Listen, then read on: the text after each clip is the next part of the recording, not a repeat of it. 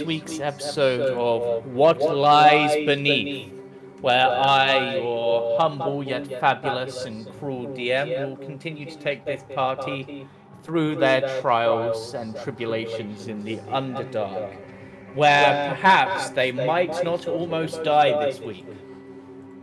They've only had one session, so I feel I may have been overly mean, but the Sturge Master gets what the Sturge Master wants. So, as a quick recap, the party woke up in a drow prison known as Torthor.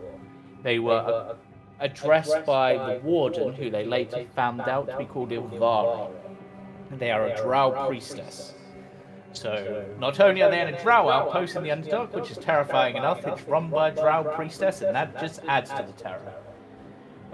However, it seems that amongst the drow, they do have one unlikely ally in the name of Jorlan, who the spiders have told them to trust. Through this, they have spent some time in the kitchen gathering up things and beginning to hatch some plans.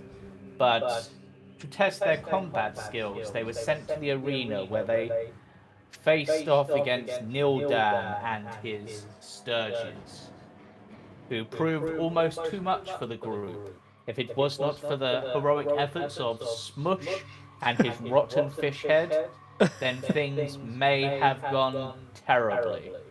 Yay. Or they could have asked Bibble to help, but nobody thought to do that. He was there the entire time. We're just watching. So, we're going to get back into the thing, where the party have been returned to their prison cell. It's been a fairly, perhaps not a long day, but an exhausting day, to the point where they are in much need of a rest. Perhaps to recover from their wounds, whether that be blood loss or soup loss in the case of Smush, because I have no idea what a mushroom would have in place of blood, so I'm saying it's mushroom soup. That's not a good thing. Yep. No, trying to scare my character. Alright. So, we will. So, at this point, I am going to add the four of you to the initiative order just to determine, and I'd like you to roll initiative just to determine the order this goes in. It's the little fist icon for those who are unfamiliar.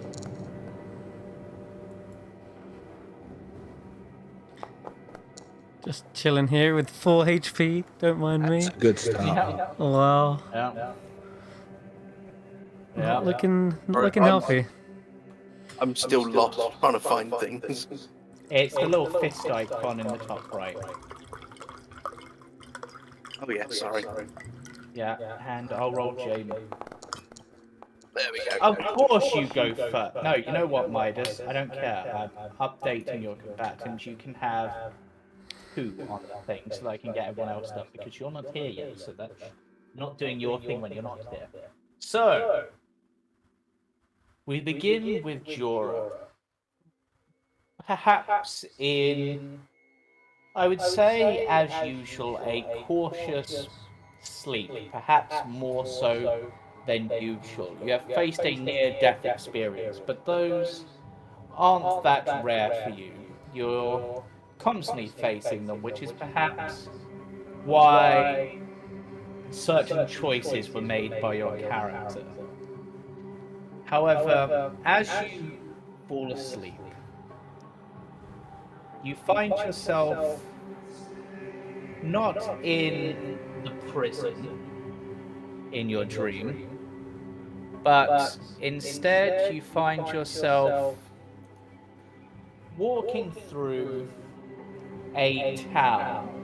It's a familiar town to you, but you don't remember the streets being quite as run down as this. There are parts of the city that have these sort of run down areas, but you're in one of the higher class areas, and everything seems to be what's the best way to describe this? As you're walking along, there is the smell of rot and decay. You see, really? Apparently we're getting echo, Chris. Yeah, there's quite a bit. I just had a check. Okay, from... Guessing it's possibly the sound settings. You might want to turn one of us down. Turn Who's it echoing me through, down. though? I think it might be echoing through OBS's settings. Oh. Okay. Possibly. Forgive me, I am still new to this thing. We've got a new streamer in terms. It was me last week, which is why it mostly worked, but this week... Yeah, is that any better, Derek? I think it's because... No, hold on. Okay, from all but me. Okay, right. Oh, is it because it's coming through... Hold on a second. Yeah. Give me a moment. Think.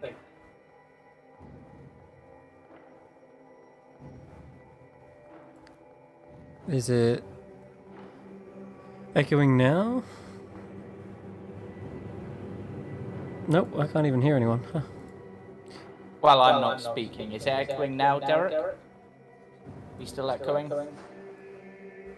Or anyone else who's on the stream? It is still echoing, okay. Hold on a second.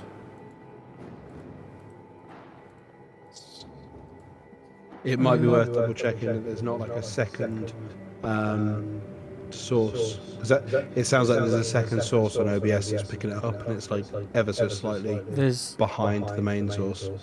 There's two sources. One's my microphone, and it's definitely... Hold on, I'll change it straight to my microphone. Yeah, that might be it. And maybe straight to your speaker if it's not already for others. The other one should be correct. Oh, are we still getting echo? Are we still getting echo now? Yeah. We good? No? Maybe? Just give us a... Hello.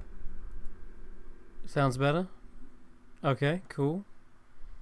Right. Alright, my bad. I must have flipped the switch on the wrong setting. Alright, cool. That's fine. There we go. So as back to the thing, during you falling asleep, you're in a familiar city walking down, but there is the smell of rot and decay everywhere.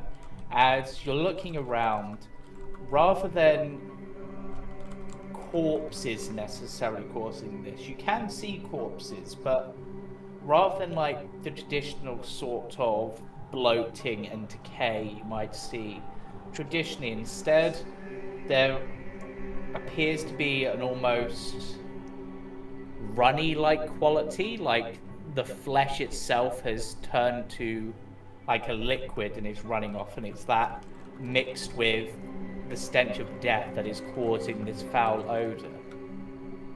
As you continue to walk along, you find yourself feeling sluggish, feeling almost like your feet are sticking to the ground. And as you look to your arms, you notice that they have become slightly transparent, and touching them there is a slight stickiness to them that is unusual. And the voice that you sometimes hear in your head has changed slightly. There is an almost squelchy quality to it, and it continues, and the more you go on, the more translucent and sticky your body becomes, to the point where you simply just fall down, and as if from an out-of-body experience, you see yourself on the body just slowly dissolving into a puddle of goop, forming with the rest of the others. and then you see one large, unblinking eye staring at you, beneath which is a large, strangely shaped mouth which just grins in an eerie manner. And I would like a wisdom saving throw from you. Thank you. Work that for you.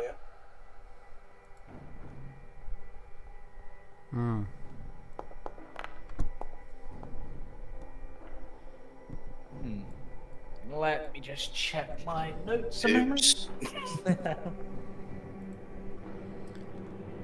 Doesn't look good. Yep, just give me a second. I doubt at level 1 you have anything to reroll or save that, but... Oh, hello. Sorry about that. My household is quite chaotic at the moment due to certain things and situations. That's all right. No We're problem. live now.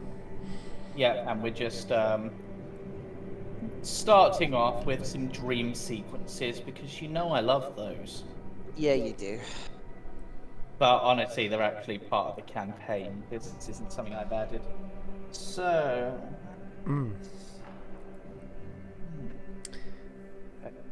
We're not doing cams, are we? No. Okay. Sorry. So, I...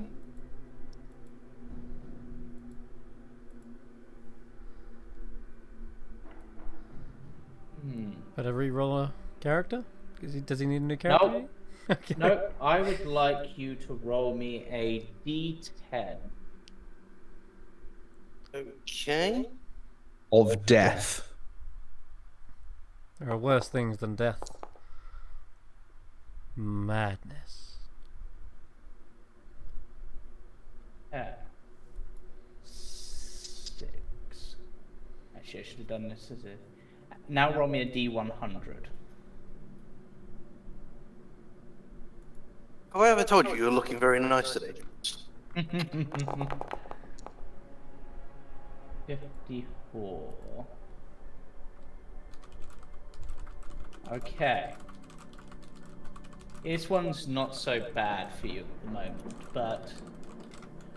And I will explain when we wake up, but you're not quite there yet. So, but I will up a resource for you that I'm keeping track of behind the scenes. Don't mind me. Right. Okay. Next on the list, we have Amrig, our dwarven, stalwart, grave cleric. Hello. Used to the smells of death and decay, for you have seen much of it in your training to bring those back from the brink of death, snatch them from the grave. Delicious. Right. So,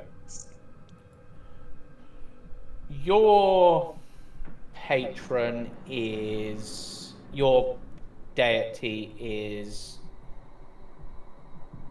who I think it is, right? I'm just going to whisper it to you, actually, because I can't remember if it's been revealed in character, and I don't want to spoil. So... Correct. Right. So, your dream, you are down in the depths of a mine, mining quite happily as you normally do. You've recently come across a vein of a strange purple mineral with an odd glow.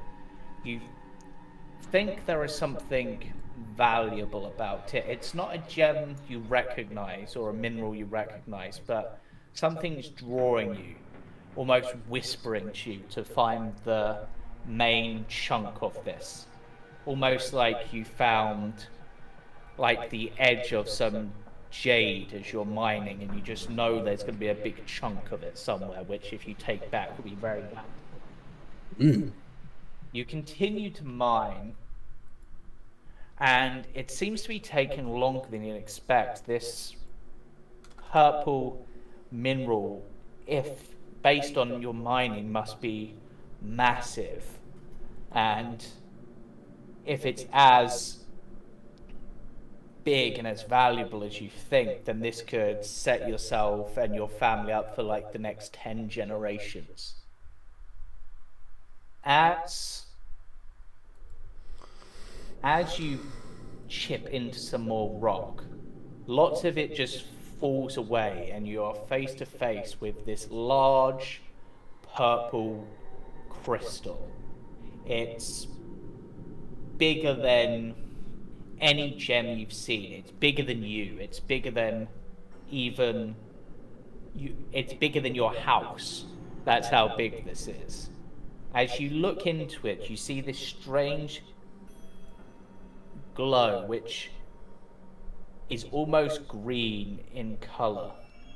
And the more you look at it, the more you want to keep looking at it, sort of thing. It's drawing you in. And as you're looking, you feel like something's looking back at you. It's an eerie sensation. You can't see anything, but you're sure you're being watched.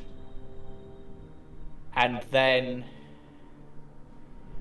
strangely, it doesn't make sense, but this purple rock starts to melt.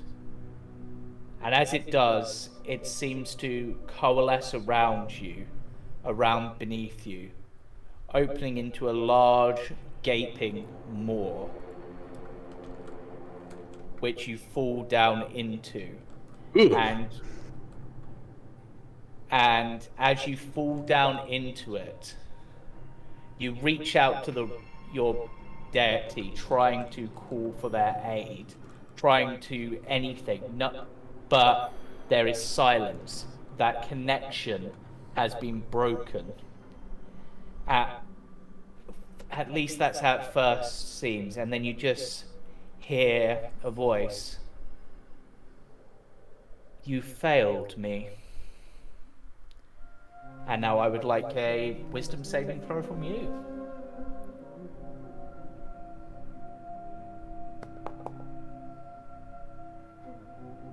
Not bad. Okay.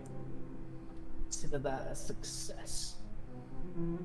So, we then move over to Smush. I failed nobody. Yes. But so, Smush. Dreaming is perhaps a bit of an unusual concept for you. It's not necessarily that you dream, it's more when you sleep, it's more of passing those memories between members of your sovereignty, sharing those memories so that they know what you know what they know, sort of thing, to some extent, providing you within like a certain range of them. Do and I this know is one of the they know that I know they know?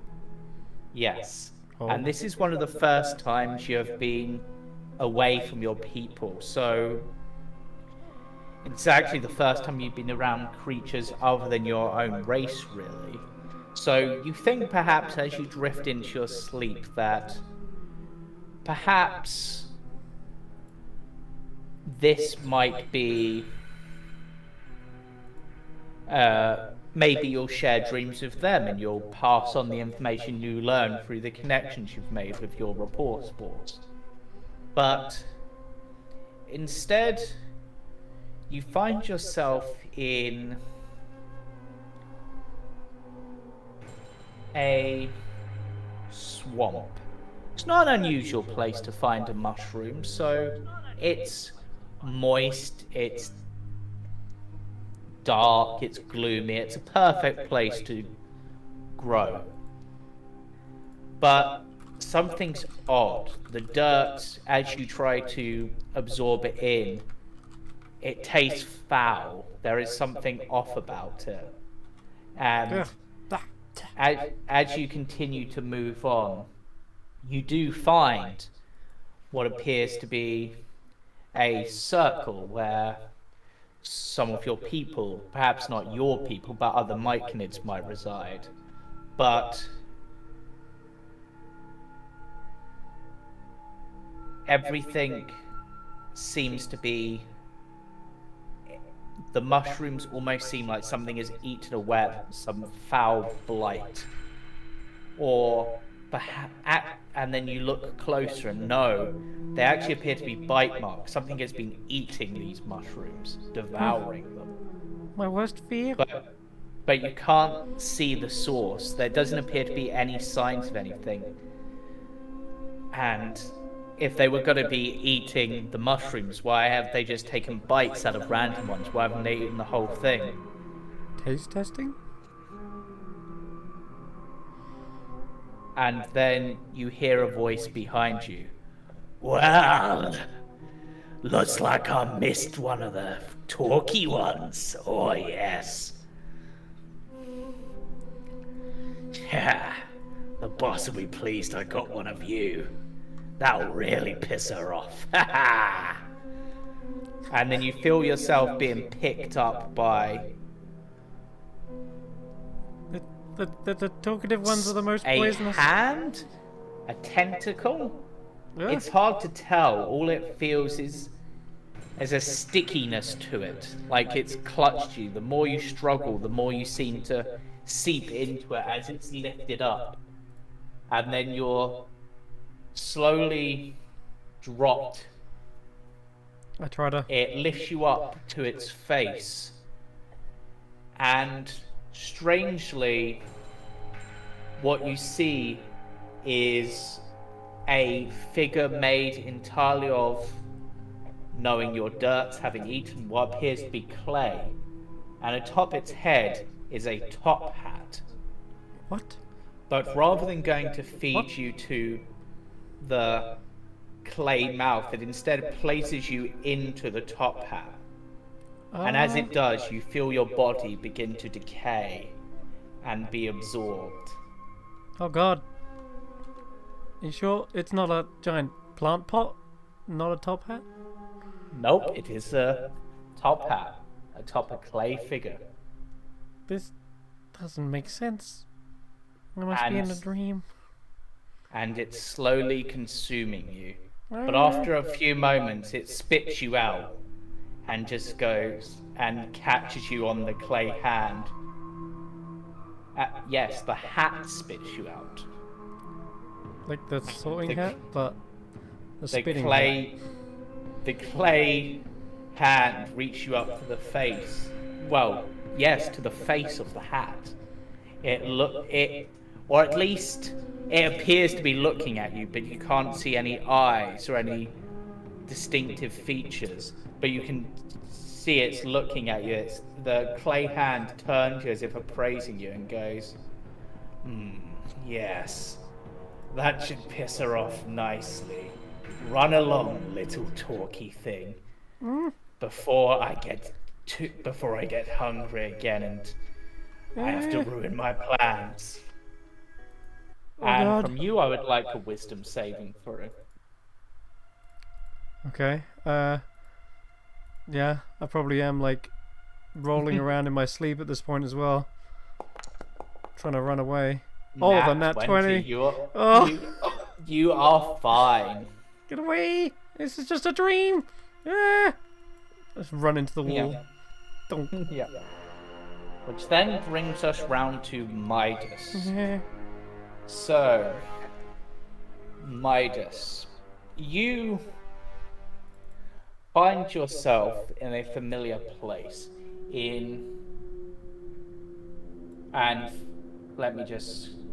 you were raised in like a cave, right? Am I remembering that right? Like a cave in a swamp? Yeah, from a certain age, yeah. It was sort of like a deep cave. Yes. You find yourself in the familiar, dark, gloomy surroundings of your home. There's a sense of homecoming, as if like you've been away a while, but now you're back, sort of thing. You're exhausted, and you call out to the other resident of this cave, the person you know should be here, but there isn't a response. As you continue to walk over to where they rest, you can see them there, but there's something odd about them. There seems to be a slight purplish glint to them. And as they turn to face you, you feel a powerful voice inside your mind, forcing you to kneel through the sheer force. And the face of this creature isn't what you would expect. Rather than the visuals you have come to know and perhaps respect, and maybe even to some extent begrudgingly almost love, because this is someone who has raised you, sort of thing. There is instead 4 long tentacles, each of which ends in a gaping lamprey-like maw, which reach out to you upon the ground, wrapping around, clamping down on each hand, just like biting down into them, holding you in place. The others clamp down onto your legs, and then they slowly start to pull. Oh. Yeah. I'll probably be somewhat kicking in my sleep then. Yeah. And as they begin to pull, there is another voice that's just like, excellent, this is perfect. Get the pain up nice and good, get the terror up. It will make there all the more delicious. You'll enjoy your first meal, won't you? My creation, my new master. And that is where I want a wisdom saving throw from you. Oh. I made my characters be good at that. Perfect. Yep, you are fine. Oh wow, I actually did. Yep, so all of you wake up with the benefits of a long rest. You are still in the Drow prison. For those of you who don't know how to do a long rest, on your character sheets, there is a symbol that looks like a bed, and then you can just hover over that and do take a long rest. But Jura, upon awakening with your 54 on my table of doom, it's not actually table of doom, but you know, might as well be in this case, you find yourself in a paranoid state. Everyone around you is clearly out to get you, but more so than normal. Like, you're normally like, I don't trust people very much for various reasons, but in this case, you really don't trust them. If you had a weapon on you, you would be trying to kill them. You're looking at them with new eyes, trying to gauge the best way to defeat them, despite the fact that you're vastly outnumbered. How do you react? What would you do? Instantly hide in the nearest corner, like back to the wall. Yeah. And I do not move, just glaring daggers at everyone. Hey, everyone roll me an insight check.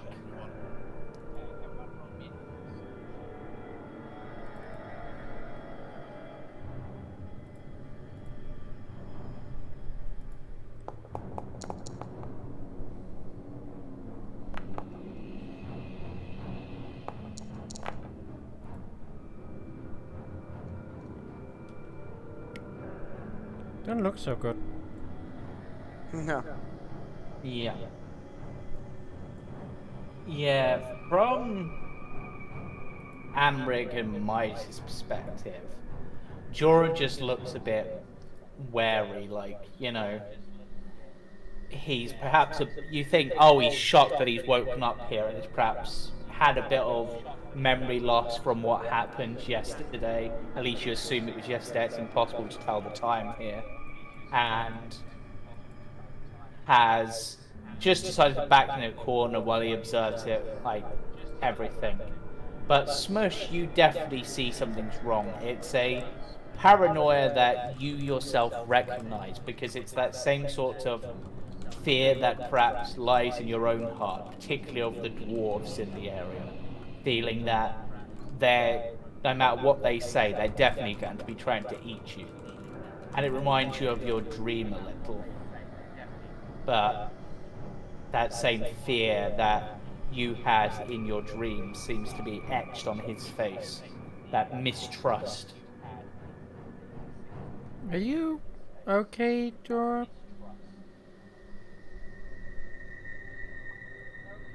He just stays sort of quiet, just glaring at anyone and everyone. Sort of really, as you know, James is sort of really paranoid and he's not right. Yeah. Looks like you had a bad dream. Speaking of that, the bad dreams, all of you, even you, Smush, are soaked in sweat, which is particularly unusual for yourself. Yeah, what? What is this? I didn't realise mushrooms could sweat. Yes, but this one seems to have done so. Just a little bit. Though there is a slight... If anything, it almost smells like... I mean, it's hard to tell the difference between... It's morning dew. blood. Yeah, perhaps. Looks like slime to me. Speaking of that, for each of you, apart from you, Midas, the sweat on your bodies does appear a bit more viscous than you would normally expect. It's probably diet. Oh. Diet sweat. For you Midas, on your wrists, for a few moments as you wake, you can clearly see bite marks. Who's the closest person to me? Probably the ogre. It was Jorah. Jorah. Does it look like ogre bites? I think with Jorah being... I'm sorry, go on, Jeremy.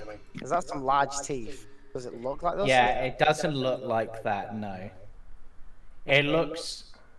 Because you've obviously grown up in caves and stuff, it looks like the sort of bite you would perhaps expect weirdly from like a lamprey or sort of thing, but you've never seen it like all round the wrist. It would normally just be like a bite mark on the wrist sort of thing. But this is like all round, like something had consumed your hand. How strange. What about those things we fought? Does it look anything like those? Nope. Because they had like pipettes or whatever they're called. Yeah. But as you're thinking of this, the bite marks fade as if they were never there. Goddamn magic is all I'd probably say. But anyways, Jorah, you wanted to do something? Yeah, I was just going to ask, with sort of how cagey he's being, it would be saying he's sort of quickly looking over everyone to make sure there's no weapons or what. So, would you want a perception to see if he noticed that? Yeah, why not? Let's go for a perception to see if you notice it. 11. No, I would say all you notice is perhaps him looking around the room in a, perhaps rather than a cagey manner, just sort of an obsessive manner. Okay. And occasionally looking at his wrist, but then you just hear him go, "Damn it, magic." Okay then. Yes. Now, what would anyone else like to do this morning? You've woken up, you've obviously got your NPCs around you. Dinky seems to be talking to the wall and scratching into it and then shaking his head and rubbing something off. The twins are just sitting quietly staring at each other. Wonder what chores we're gonna get given today. I'd like to check Smoosh's collar. Yep. Have a look. Roll me an investigation check. Obviously, I'm going to ask him if it's okay if I can check his collar first, but I'd like to. Yeah. Pretty good. Yeah, so looking at his collar, you can see that. Because Smush was the one whose collar was slightly cut into, right? Yes. Yeah, you can see that slight cut into it that doesn't appear to have like magically healed itself or anything. It's going to take, but it's also at the moment I'd say the cut isn't so big that it's obvious. Like you only can see it because you're really observing, sort of thing. Yeah, I know it's there, kind of thing. Yeah. Okay. Sorry, are you doing anything else? I'm going to examine the runes that are on the floor a bit closer, but other than that, nothing really. Okay. So Midas has the bone shard, like the sharp bone that Smoosh gave him. Yeah. In the battle. He'll probably be trying to sharpen that up enough for it to be dagger worthy. And on the other hand, he may like stop maybe every 5 minutes to listen out, because what he'll be doing, as he knows now from what's been going on, this is in the period that we've been going on. He'll be stood where he is, and he'll be swiping his arm in and out of the bars, because from what we've been told, this is like an alarm spell that is constantly there. Yeah. So whoever is getting the message of this, of bring every 2-3 minutes, is going to get real pissed off. As you're doing this, you see a figure walk in, a drow you don't recognize, who looks at you for a moment and then goes into the side room where you saw that guard come out. Oh no. Then sort of just then starts walking towards the thing. Good afternoon, good morning, good day. It really doesn't matter. Time here is what we set is, so yeah, fuck the lolly. Right, so my name is Relidus, and I get the lovely duty of dealing with the newbies today. So, what we got? We've got a dwarf. At least got a human. Is it mushroom? Okay, we're taking a Myconid now. Whatever. And sort of stares at Jorah for a moment. And one of you. Okay. Right. Sort of snarls back, a human. Yeah, sure. And my mother was a pixie. Anyway. Surprised me by the looks of you. And just sort of stay back into the corner. Right, let's... you gotta... You know what? Let's... Rockmore, you can join us on this one. Everyone else stand back. Right, you lot that I mentioned, line up. Haven't got all day, well I do, but I'd rather not spend it spending time with you. Well, why not? What else you got to do that's so important down here? Looks pretty dingy. I happen to be this weapon master here, so I've got weapons to maintain and train with. So. Somebody's high up in standing. Look at him. Yeah, and even my piss is higher standing than you. But anyway. I like you. I'll kill you first. Everyone line up. Hurry up. Yeah, Jorah ain't moving. He's staying right in the corner, sort of crouched. He unlocks the door, snaps his fingers, and points at Jura, and you feel the collar begin to tighten slightly. Hurry up! Still just doesn't move. Why do they always have to make things difficult? Can you make me a Constitution save, please? Yes, this is interesting. 18. Manage to resist as you feel yourself being pulled up off of the ground, but you manage to resist. It's just like, oh, stupid anti-magic fields. Why do we bother? You lots.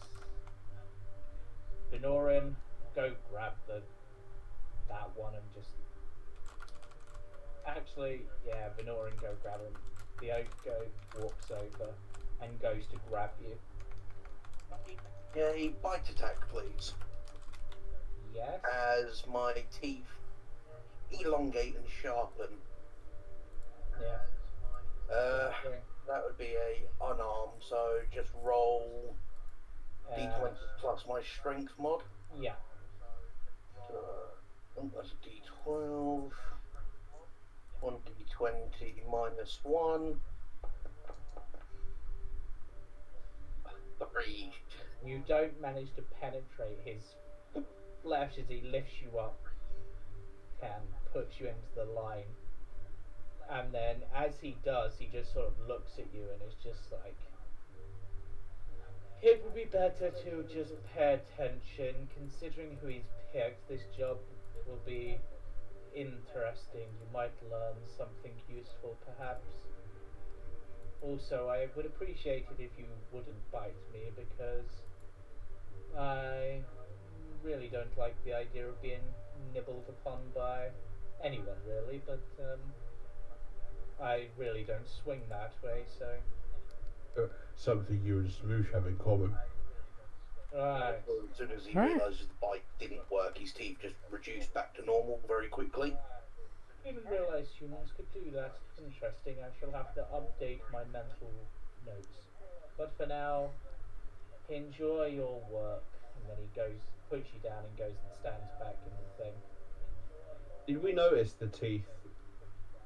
Yes, I would say it was kind of obvious, but...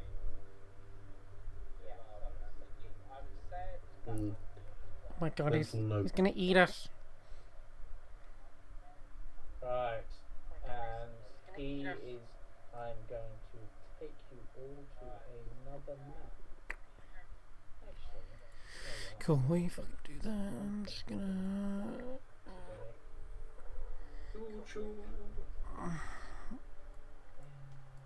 fuck's sake. Instead. I was going to get the more fun way, but... Yeah. Right. Why are you You're not... Okay, I'm not using that map because I need to fix it. So we'll put you on this map instead. As you are heading down this sort of way, him leading the way, he stops after a while and says, right, there's only one way out of here and it's back this way. Your job is to gather as many of what's in there as possible. Someone will be back late to pick you up.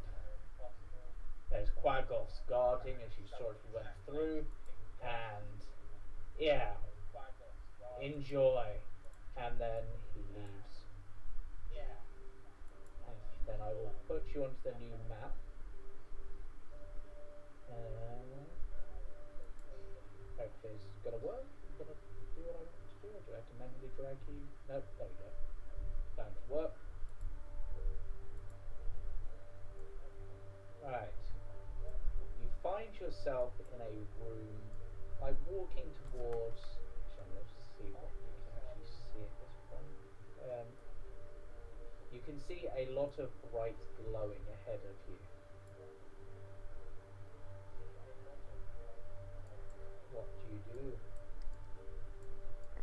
Does this look like a natural glow or a magical glow? Perhaps a mixture of both. Magical glow. Is that sheer cliff I've just walked up, or is it? No, that's stairs?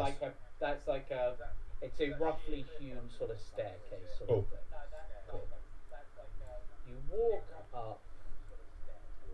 Smush perhaps struggling a bit because he is very tiny. Meow meow. Rockmore heads up.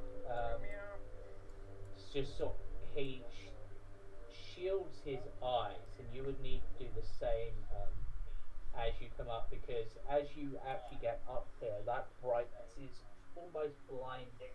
In fact, I'm going to say I want to con save each of you once you get up there.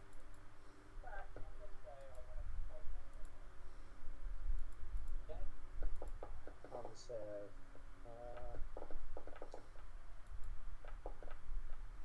Smush with the nat 20s on saving throws. That's your second one. I know, right? Right. You managed to adjust your eyes, perhaps because you're used to being underground, each of you in one way or another, or in dark, dim places, and then coming out into the light. So you're able to prepare yourself. Midas, it hurts your eyes the most, but it's not enough to cause any real negative effects. And what you see before you is strange glowing crystals, flowers. It's kind of moss. It's kind of hard to tell, but it's all bright orange and seems to be pulsing every now and then, which is what's causing that glow. And at the end, you can see one large sort of flower crystal.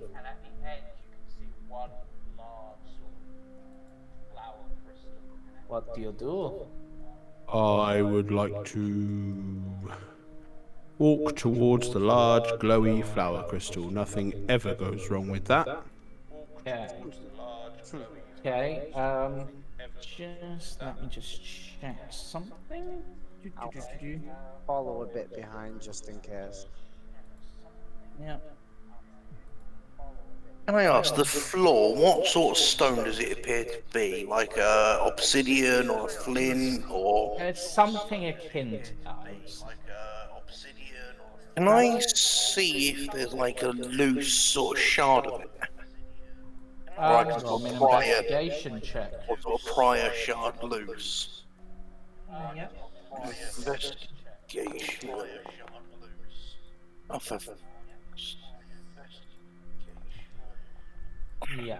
I would say that you don't find any loose shards, but upon looking at it, this almost appears to be obsidian. And Smush, I would like from you a nature check.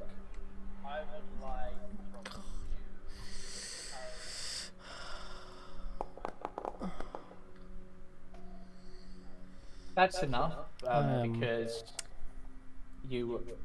this, at least the sort of moss-like texture, is something called fire lichen. It thrives on warmth, and as you're thinking about that, you do notice that this area, more so than the prison or the arena or the kitchen, is warm to the point where, particularly as you're approaching the large crystal Amric, it's beginning to get a bit uncomfortably warm. Okay.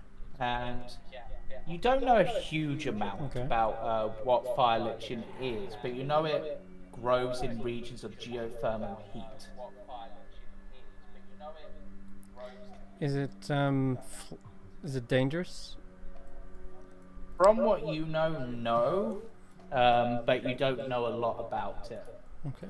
Rockmore picks up a bit of it,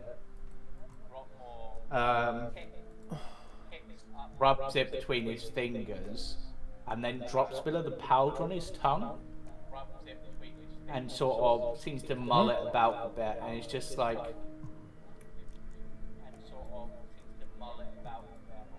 Well, it ain't the best, but would make a good seasoning, definitely. Oh, it's edible? Oh yeah. Surely you know this. You're a Myconid. Surely you know what fire lichen is. I know a little bit, but hold on. We don't have anything to put it in, do we? You got your pockets. Well, apart from you, Smush. He said to grab as much as he could, right? So Yeah. we need a bucket for this much. Well, it's not really. I don't think he wants you to get the. He doesn't want us to get the lichen that more. At least he might want to. He didn't really specify. But if I was to guess, he wants us to try and get the crystals, because that's more their style. Oh.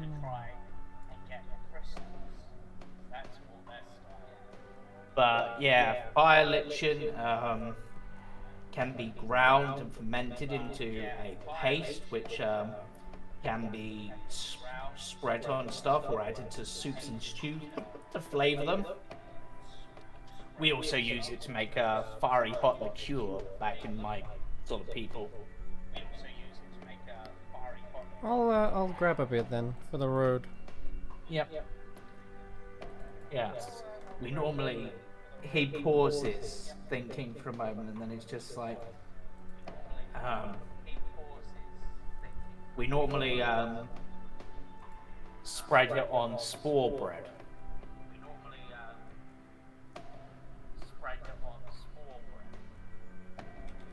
Delicious. I'll try to harvest some. Yeah. Roll me a quick history check. See if you know what spore bread is. You do. You have heard of spore bread, and the fact that Rotmore has said that he eats it terrifies you. Oh God, no! Wait, what is it? Because spore bread is made from a mushroom known as the blue cap. So it's not from myconids though, just another mushroom. Yeah, but you've heard rumors and stories, which is why I had a history check rather than like a nature check, that when they can't get this so-called grain of the Underdark, as blue cap is known, they have been known to use other mushrooms. Oh God! Oh God! My fears are coming back. This is a duergar, isn't it? Yeah. Okay, well, let's get plenty of fire lichen, so you don't have to eat me. Okay? He looks at you for a moment and just chuckles and goes, "Nah, you're far too small to eat." It doesn't make it sound any better. Remember, I'm a mushroom. I'm mushroomist. I don't like mushrooms. A mushtarian. Yeah. Spore bread being the one exception, because it doesn't look or taste much like mushrooms. Anyway, right. Do you want to gather up fire lichen? I'm going to set survival checks. But Amric, as you get closer to this large crystal, a brief memory of your dream flashes into your head for a moment, and it seems to almost go from orange to purple just for a brief moment. But then you snap to your senses, perhaps not due to anything apart from that.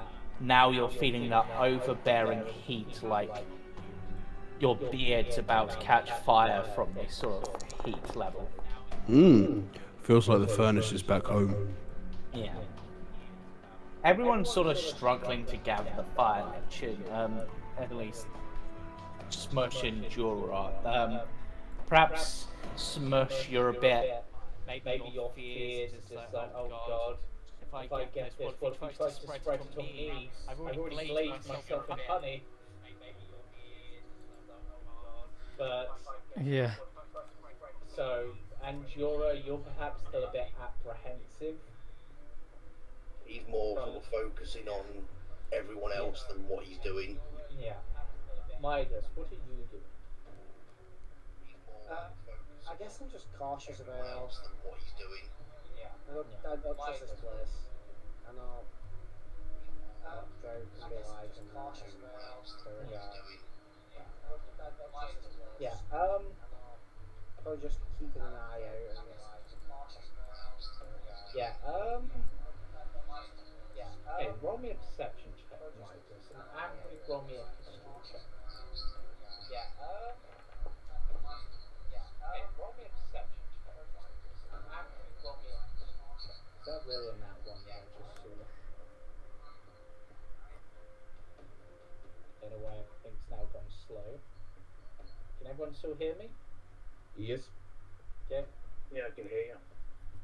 Okay, I didn't see anyone's rolls come in then. I saw dice, but nothing's come into the chat yet. I see getting some lag. You want survival rolls? Survival roll if you're trying to pick fire legend, but you're approaching this crystal, so history. Yeah. History. Because as what you are, you have access to stone cunning, I believe.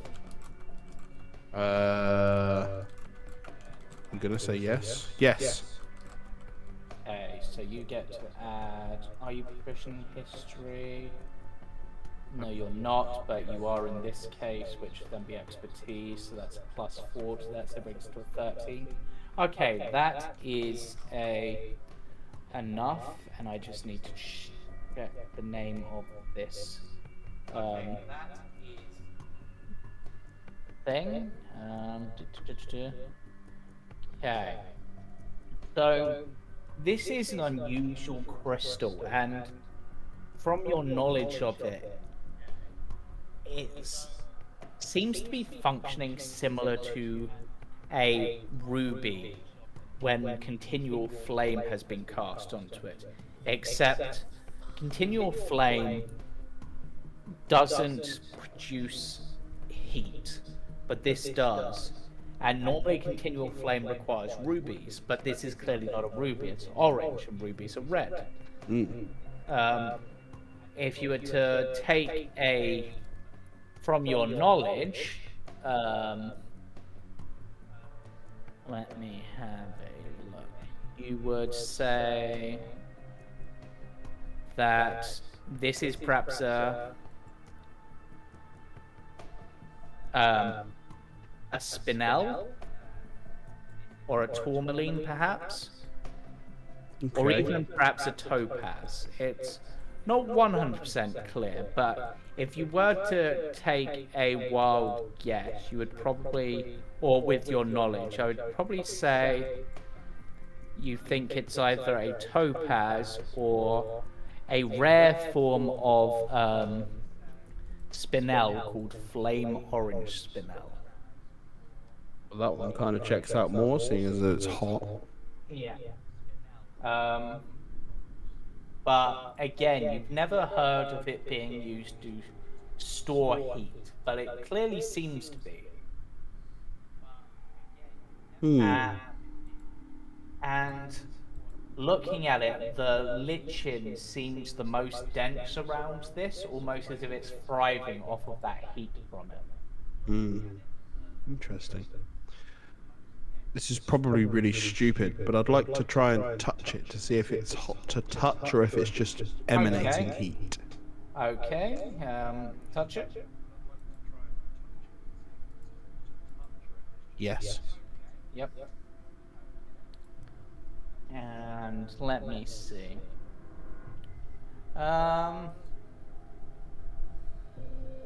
Right, I am going to I'm gonna have you roll me a dex save.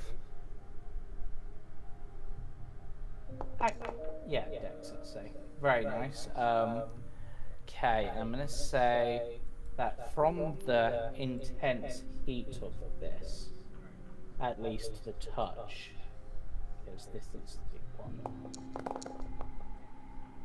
you take 5 damage. Oof. It was very hot to the touch. Oof. It's like the time when you were... It brings you back to the time when you were younger and your mother was cooking on the stove, and you didn't realize that the stove was hot. Owies, burnies. Yeah. Ooh. When I was close to it there, the collar around my neck, is it doing anything weird? Is it recoiling from the heat at all, or? Roll me Hello. an Arcana check, I'm going to say.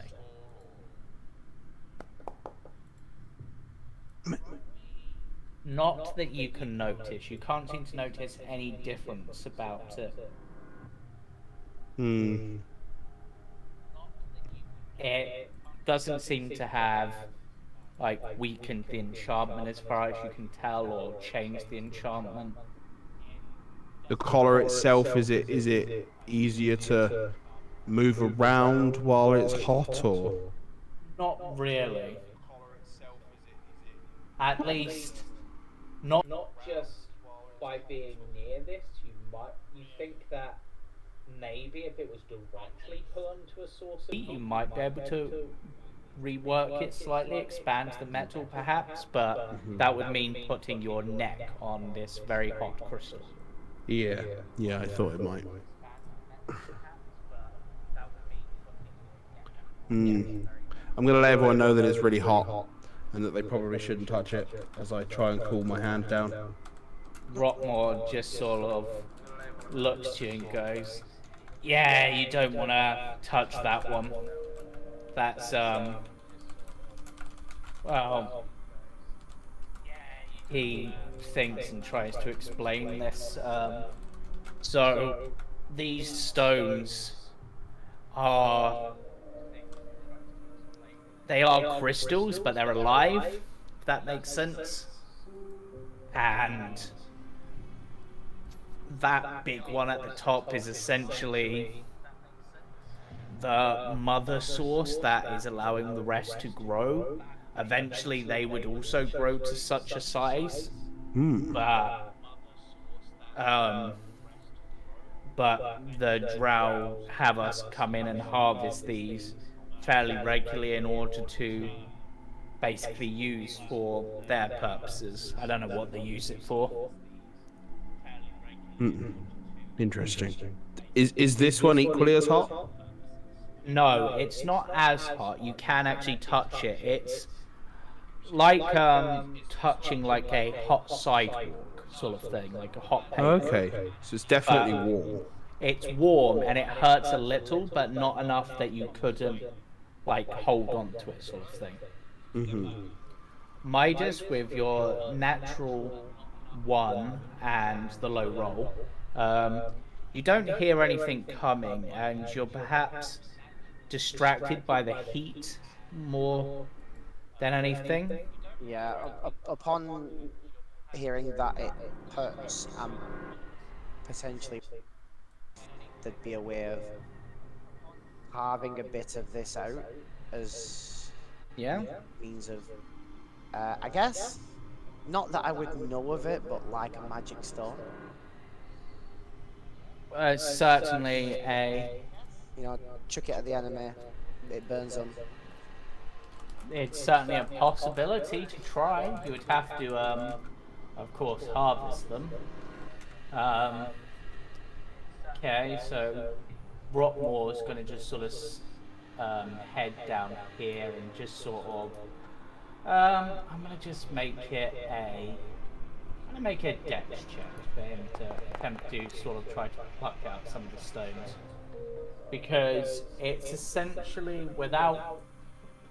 He goes, "This is a pain in the arse about proper tools, but if you can find essentially the crease where the petal joins the main body, you can wiggle it and pull it out."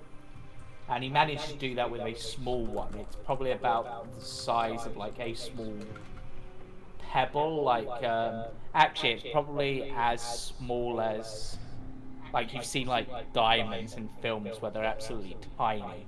It's kind of like that. And he sort of just holds it in his hand, and he's just like, yeah, it's like an ember almost. But yeah, While this is going on, can I try and do what I tried last week? Test. You certainly can. Do you want a con save or con check? Yes. Save or check? Test.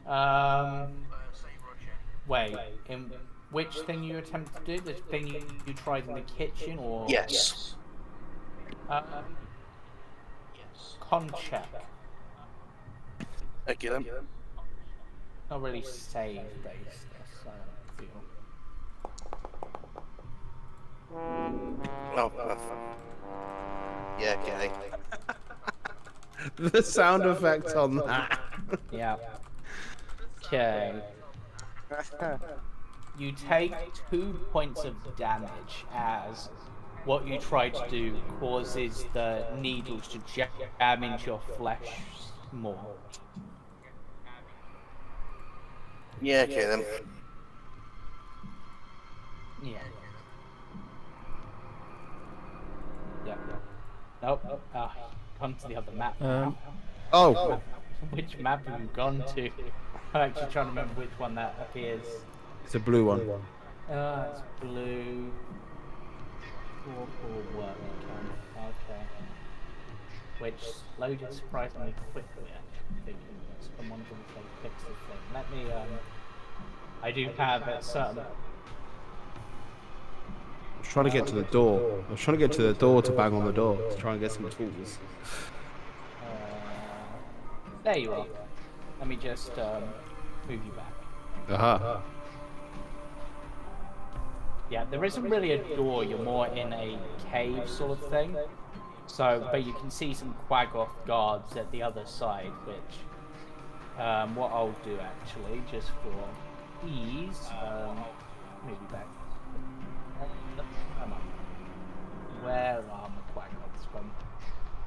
There you are. I'll pull a couple of Quaggoths here, who are standing on either side of the entrance. Yeah. We're here to harvest this, and we've got no tools to do it with. So, you got anything that we can store it in or use to harvest this stuff with?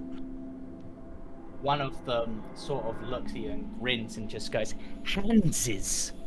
And then the other one just sort of walks up to it, slaps it round the head, and just goes, "No, not Hanses, buckets."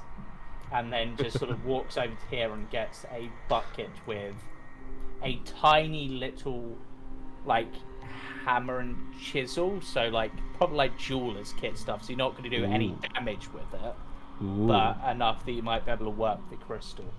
And there's, I'll say he hands you 2 buckets with those. Thank you. And I'm gonna look at the other one that said hands is, and I'm gonna be like, you deserved that. And then I'm gonna walk off up here. The other one just goes, "Yeses." And I'm gonna walk up to Midas and jangle a bucket at him. Don't know why I've decided that Quaggoths are like Gollum, but that's now what I've decided. So what, you want some help? Is that what you're saying? No, I think you should take a look in the bucket. There might be some tools you find of interest in there. I know I find them interesting. I'll take a look in then. What's in the bucket? So it's basically a tiny hammer, like really tiny, and like a tiny, almost like chisel for like basically working like small amounts of stone or crystal sort of thing. I pick them up and I put them next to Smoosh.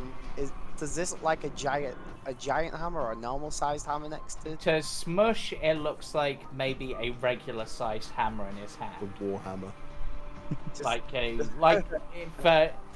For you, it's a tiny little hammer. For Smush, it's more like the sort of hammer you would use to bang in nails. Huh. What do you think, Smush? Should we harvest some?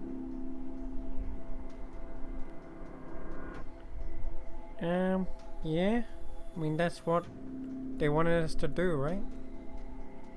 that's what they. Oh, that's what they want us to do anyway. But I mean, like for us. Oh, yeah, for a personal collection, sure. Well, maybe we can use them as hot rocks against the enemy. Or maybe Um, we could I- use it to. No, that's a good idea. That's a good idea. I'll On put some in my on rucksack. yeah. Yeah. So we'll probably go about doing that, but also we could probably use them to heat up the blade to cut through the thing quicker. Oh wait, have you still got that blade? Oh, yeah, yeah, yeah. I have It might be worth touching it on the big one up there. I'm gonna show him my hand, which I'm guessing is like probably blistered by now. Yeah, blistered red. Yeah, I'm gonna be like, it's Why- pretty hot. Okay. So touching it on there will for what? It might heat the metal if you're looking to heat the metal of the blade. Yeah, I'll try that. See how it works. Because maybe if it's hot, then it'll be able to cut through Smish's neck brace quicker. I'm glad you added brace at the end Yeah. there. Give it a go. Specifically brace. Right. I've already cut into his neck once by accident. I look back Okay. just to check. There's no sign of the guard anywhere, is there? So, are you going to press the dagger against the... Yes, Okay. the blade side, not where I'm holding. Okay. I would like a dex save from you. Oh, wait, what? I mean, I'm good, but what? Right, let me just check how a certain spell works. Oh, is it heat metal? I mean, Which technically, I think is a con save actually, but I'm saying it's a dex save in this case. I mean, Either way. technically, I'm heating up bones rather than metal. That's true, this is the thing. I'm heating up. Heating up bone. Yeah, I'm making a hot bone so I can. I'm making a hot boner so I can cut through the neck brace.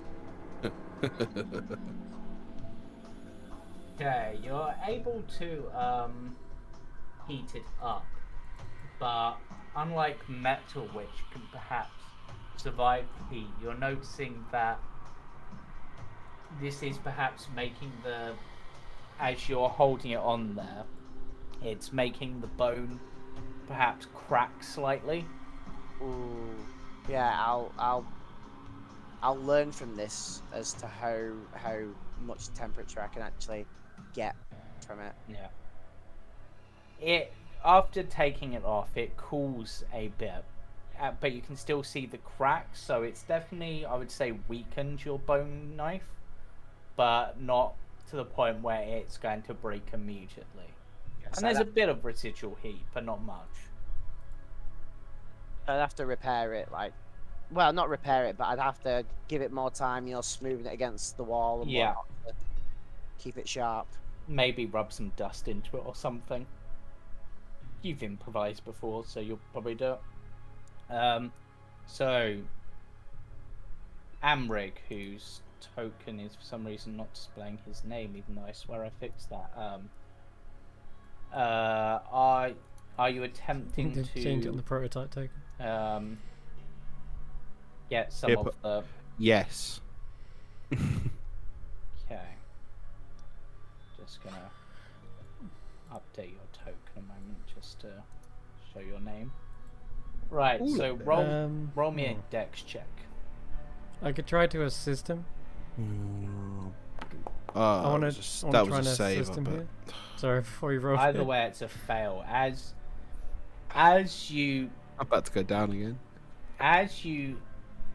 try to chip into this, you hit perhaps a bit too hard, Oh, God. causing one of the crystals to shatter.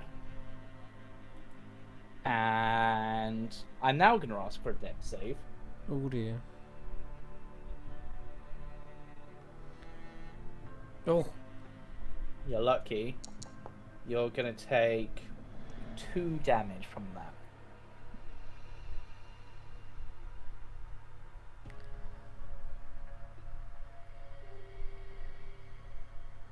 Okay. Yeah. You, Unfortunately. You might want to take a breather there, buddy. Yeah, potentially. The crystals that I shattered, are they just on the floor? Yeah, there's little shards of them. They've got perhaps a tiny amount of heat in them. I'm gonna scoop some up and put them in the bucket. Okay. Um, Yeah, from your knowledge of gemstones, which you got earlier, you know that for some gemstones there's like almost like a heart to them.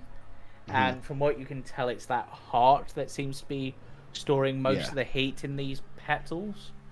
And by shattering it, you've essentially broken the heart, and so it's not storing much heat, if any. But it's at least a little bit. You might be able to throw it in someone's eyes, like hot soot or something, perhaps. I think I'm probably gonna sit down and try and take a short rest. Any left over as well I can grab? Or have I got some already in my backpack now? I would say you've got a little bit of like the dust from that, but you've not got any proper gemstones from it yet. You need to roll checks to try to get some of those yourself. Sorry, go on, James.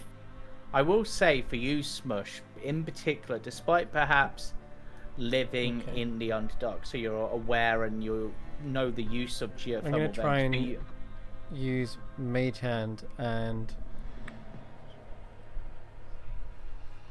Okay, so give me an intelligence check.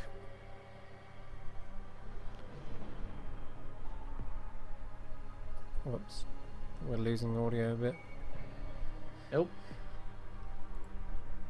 Who from? Sorry, hold on. We're losing audio. Oh.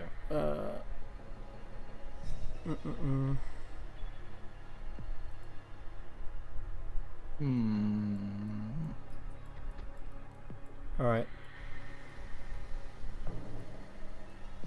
Say that again. Roll me an intelligence check. Okay. And you attempt to use Mage Hand.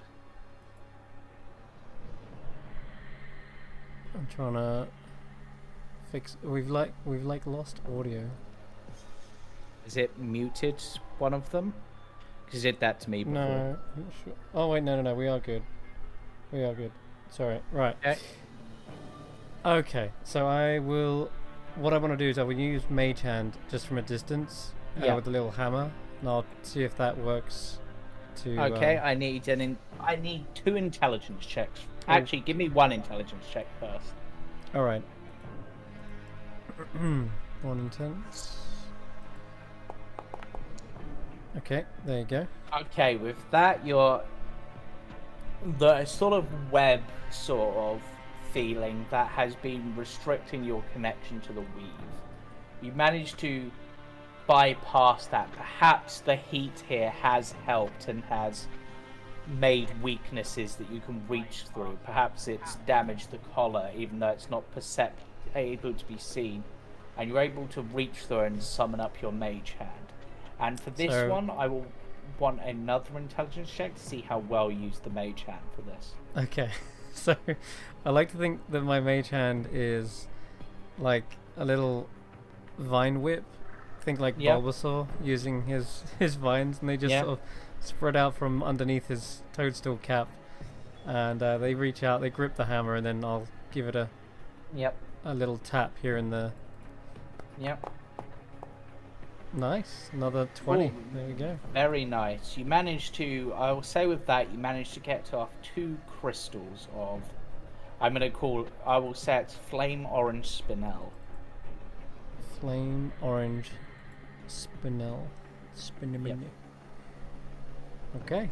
Hey, look, I got some. Yep. Congrats. That's great, little dude. Yep. And now that you've got them and you can observe them a bit, roll me an Arcana check. Oh my god. They look so warm. all of us, or just because I'm great? Yeah, at you can also Yeah, I'm roll. showing the group on. I'm like, look at them.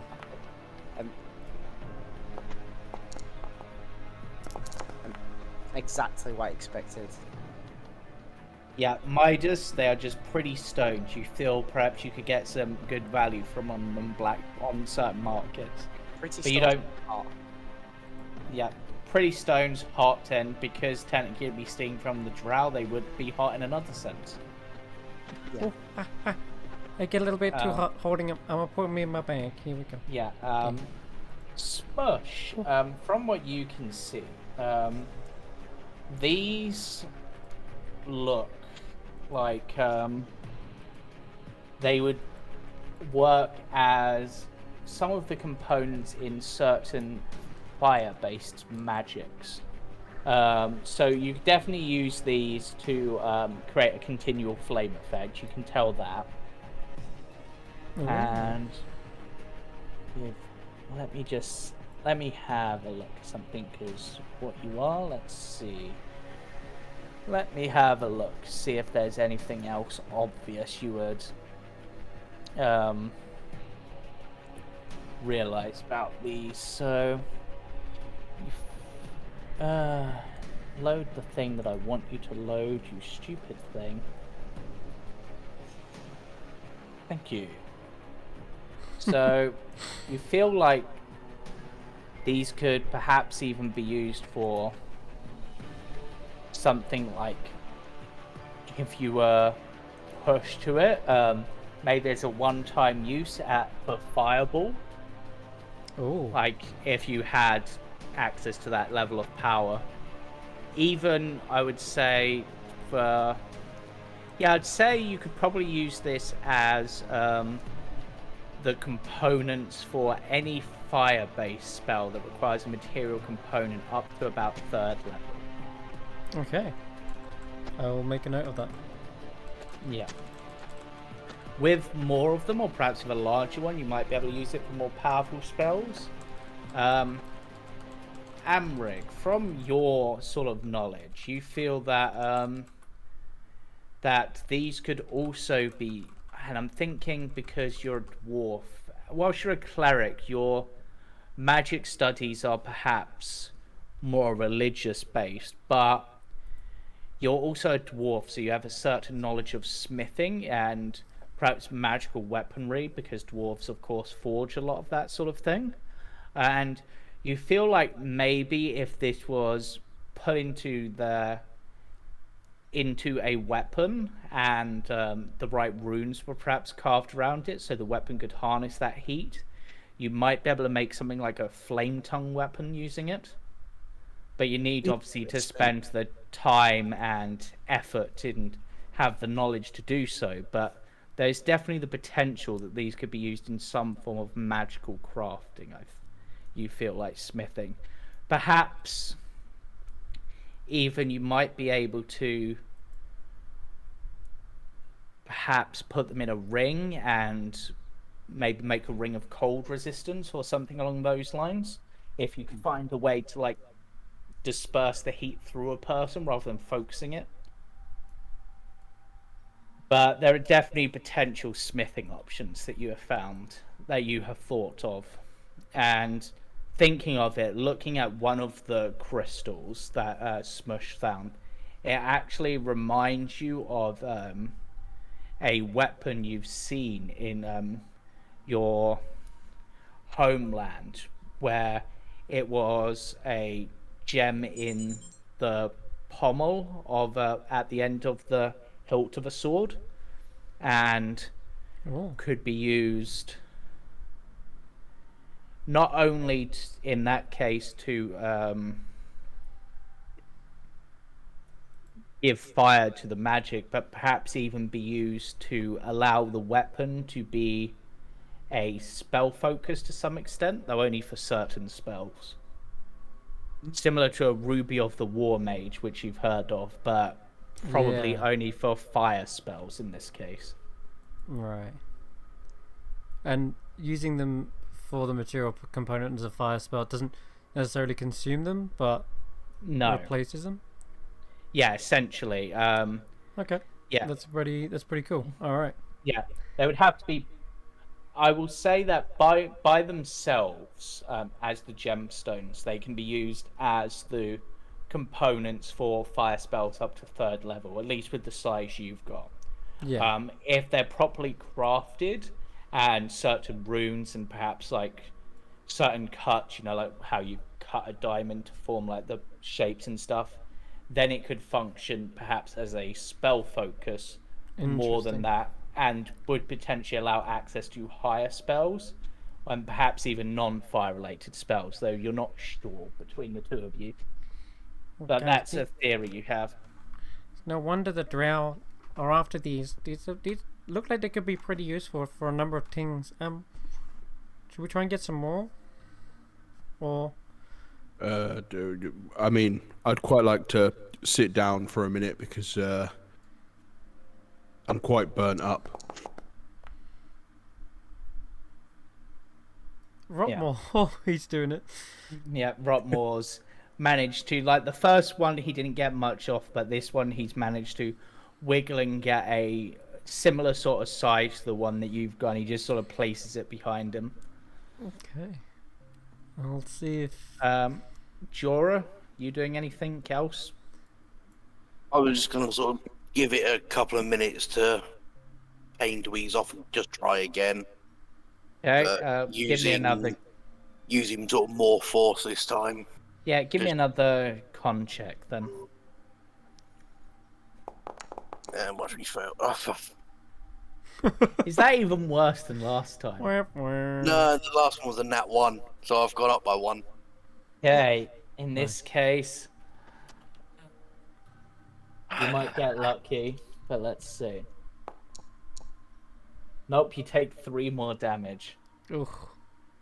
There's the potential for that to be 0, but the dice were not with you. Oh god, that's like half your health. Yeah.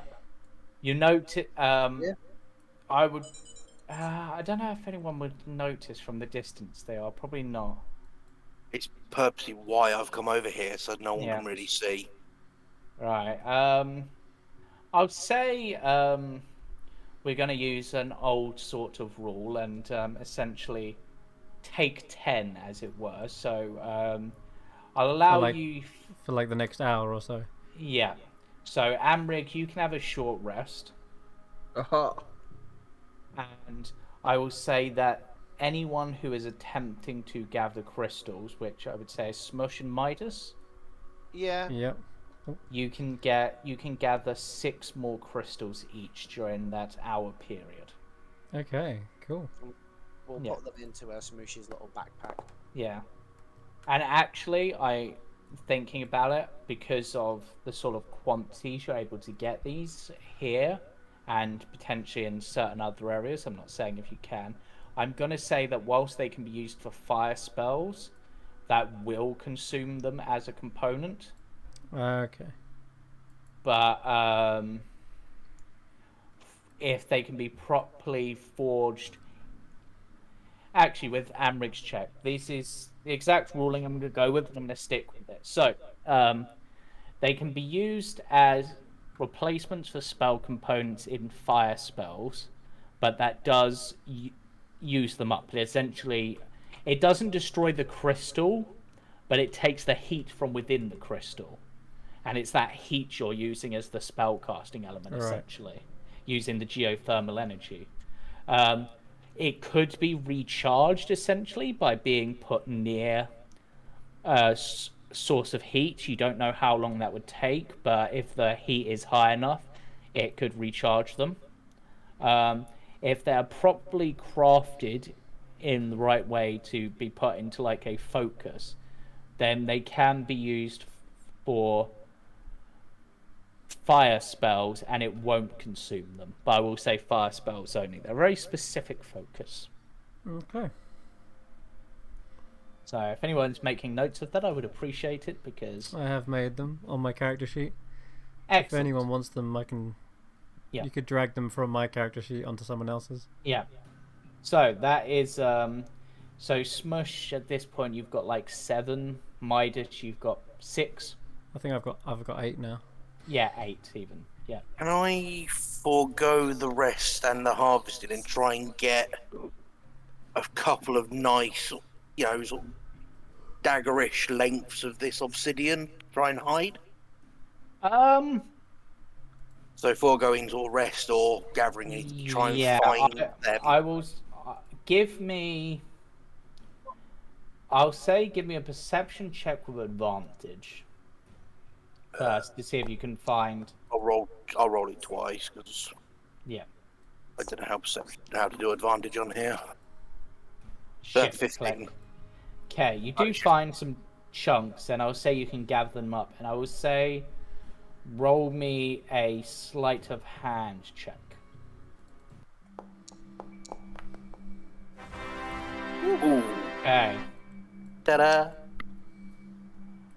You managed to hide these extremely well, to the point where How many do I have? I will say 2.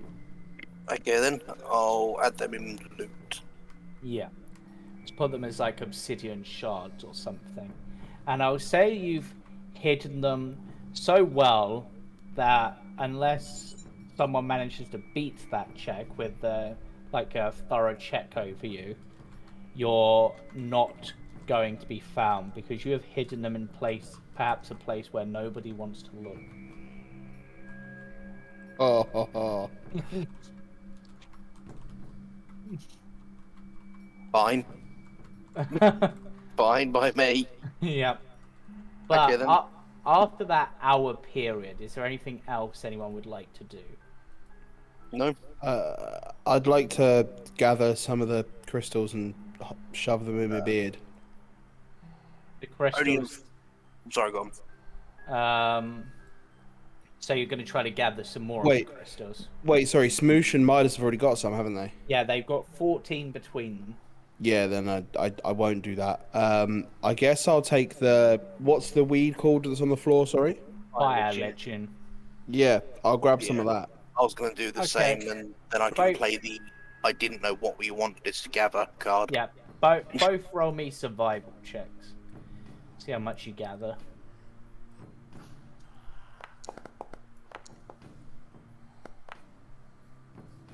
Not a lot.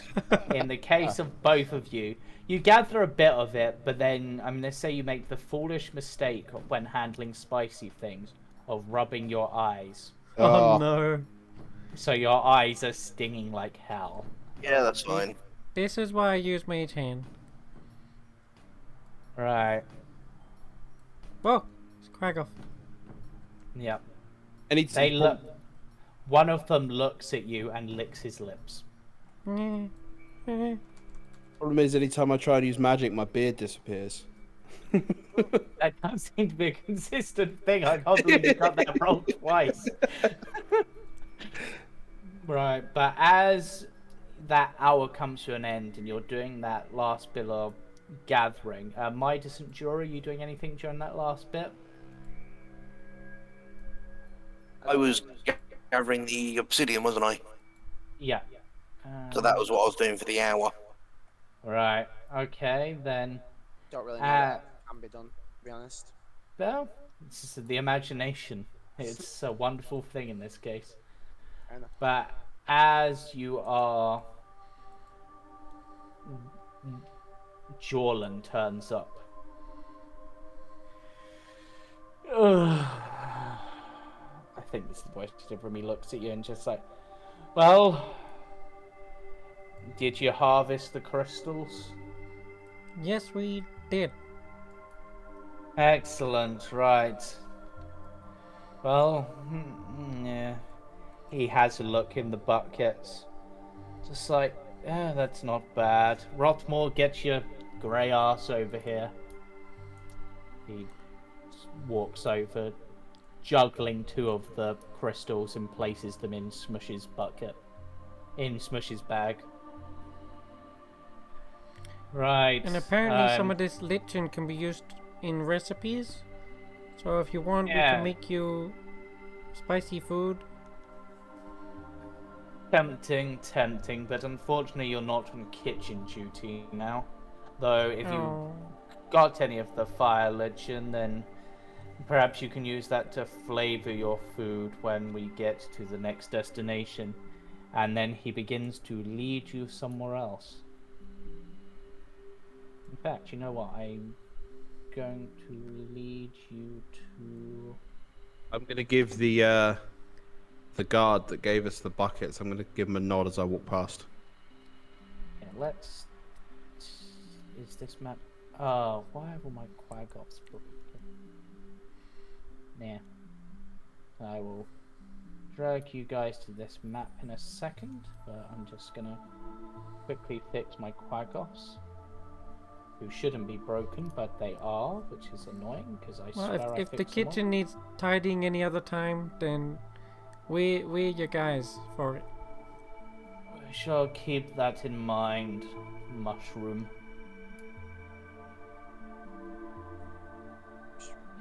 We could drop off the lichen for you if you want. No, he leads you down into a place that will perhaps be of even greater interest to you, Smush. As I load this map.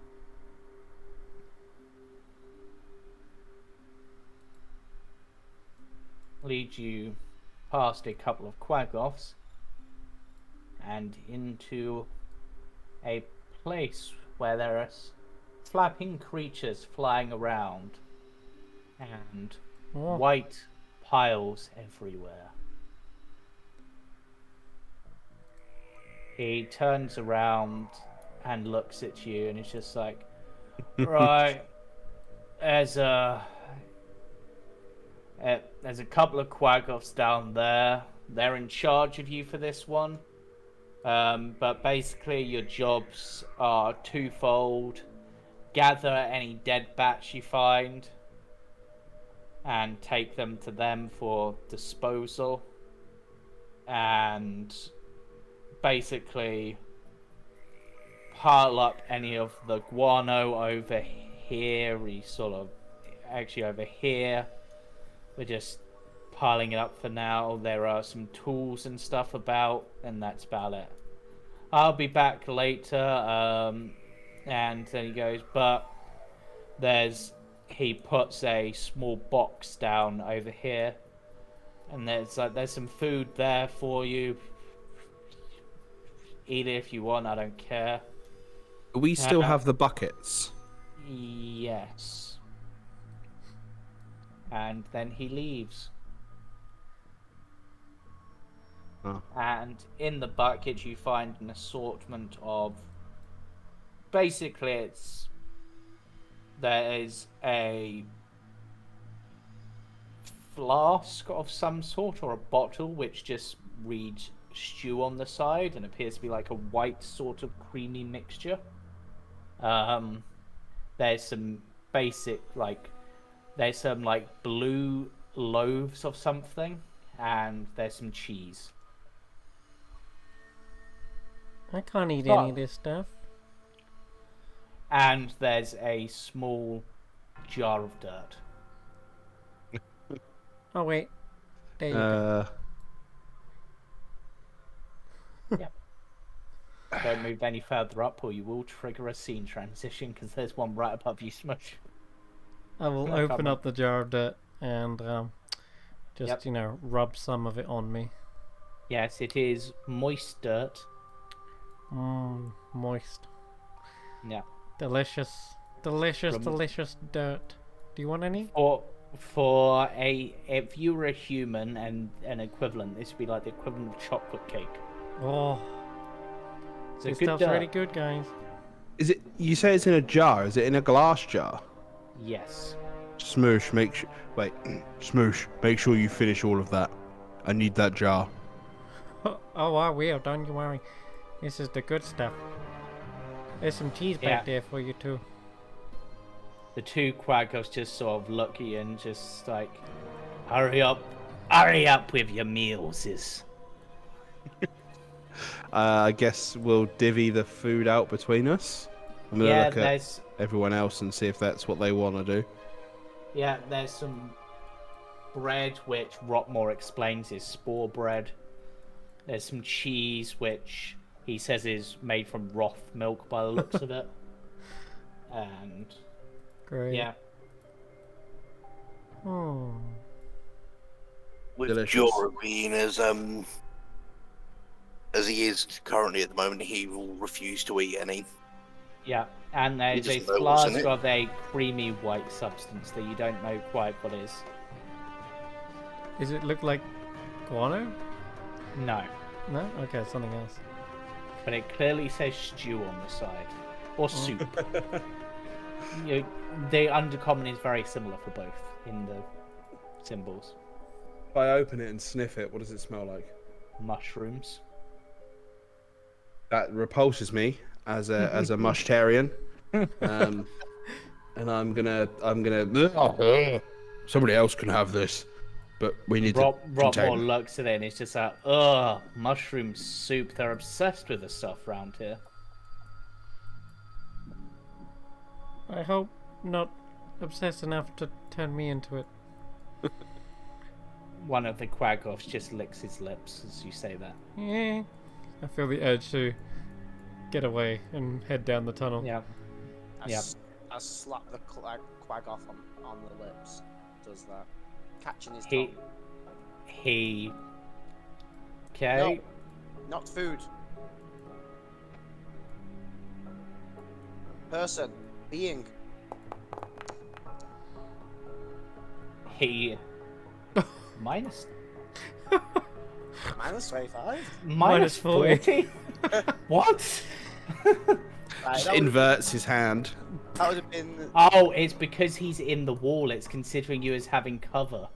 Oh my god. That's a lot of cover. It was considering it as full cover. It's still considering it as cover. What? Where is my wall? God knows. God knows. Quick, run away! He's not in the Wait, what? wall. What's my thing? Yeah, that first one would have hit me anyway. Yeah, you take 8 damage from it. Oh, Hey, God. Rude, and that is very harsh. Oh, man. Yeah, he just bitch slaps you round the face with his claws. That is Oh. harsh. Yep. And then just the other one looks at him and goes, "No, no, no, it's not like that. Apologies, Blondie. He has anger issues, yes. Wait, him or me? And I'm Him. a ginger, technically. Strawberry blonde. I can't. I come back and I say, thanks for sticking up for me, Midas. But No these Will do. guys, they'll kill us if we step out of line. I think we just Dolan played their meant- game for now. Jolan mentioned tools around. Can I see Yeah. any? Not Down up here, but you were told that there was some more Quagoffs down below who would be in charge. Oh, wonderful. Guess we'll go find them then. Greetings. After my- follows. Hearty meal. with it- Hellos. Hellos Reporting is for small duty. one. Reporting for duty. Is- What? Right. Right, sis. Round the corners you'll find cartses and scoopses and boxes. Is that a glove? Are we gonna need that? Yes, but that is only oneses. Might be enough for me, but I'll hand the glove to Midas. Here you go. And I'll go around the corner. And So, once you need to find dead batses and come and put it in this room behind us. But do not disturb piles. Disturb what? Piles? In the room behind us. Piles of what? Poo? Piles. Okay. And also you need to move the bat poop to the top room. Do you have something for us to move the bat poop in? Parts and boxes. Interesting. And there may be shovels. I can't remember if that was brought back or not. Otherwise, you have handses. I see there's like a little net here, almost like a butterfly net, but the size of bats. It could be used for the bats, or it could be used as a scoop because the poop is quite viscous, so it wouldn't seep through very easily. I'll try and pick it up. It is like 3 times the size of you, so this is like for you it's the equivalent of like a pole arm sort of thing. Amazing. I just kind of swing it around, try to feel out its weight. It's oddly weighted. Like, you'd think that the end, like where the net is, would be heaviest, but weirdly it seems to be partway up the stick. It's heavy, which is throwing off the weight distribution for a bit. But after a bit, you manage to sort of get used to it. But it's very odd. It doesn't make sense. Okay. Thing's heavy.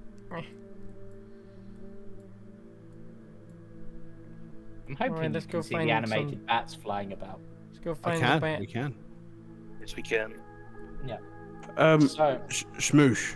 Hmm? You still have those fire crystals? I do. Yeah, strangely, Jorlan didn't take them off of you. Yeah, I didn't think he would. I hand you the jar, by the way, as well. Yeah, that's fine. And I would have taken the soup jar as well. And I'd like to scoop up some of this bat guano. Yep. Into the jars and pack it tight.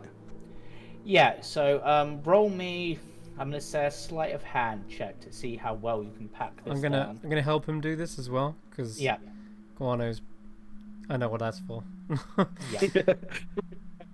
Do I get advantage or are we? I'll say you have advantage separate rolls on this. So shift click for advantage. Not much better. You would have thought it'd be this hard to get guano in a jar. It seems that the jar is almost resisting you for some reason. Figures. But you managed to get some in, but you don't feel it's very well packed, but it's probably as good as you're going to get. It's strange that the jar seems to be resisting. That doesn't make sense, but it is somehow. What do they make this stuff out of? Midas, Jura, you doing anything? I guess. Yeah, I'll start looking for bats to pick up. Yeah. Okay, roll me. I'm just going to say perception checks. I'm good at that.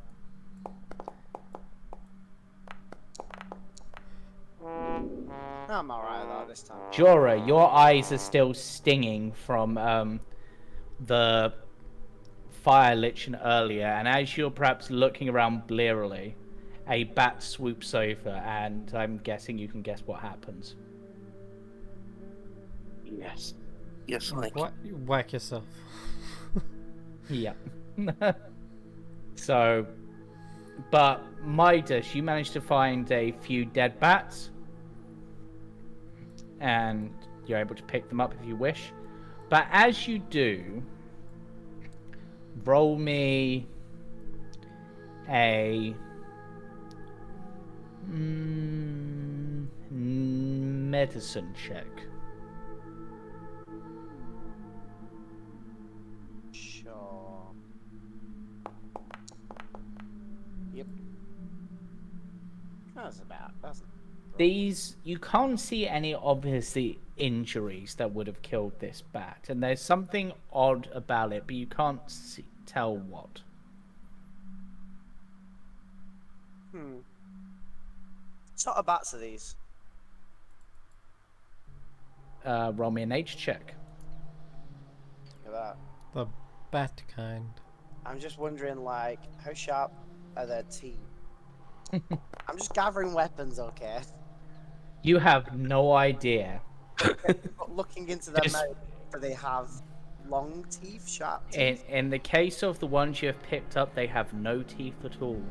Damn it! Or perhaps just the little stubs of teeth, as if their teeth have rotted from not brushing them very much. Oh well. I don't know what use bats have because I'm a rogue.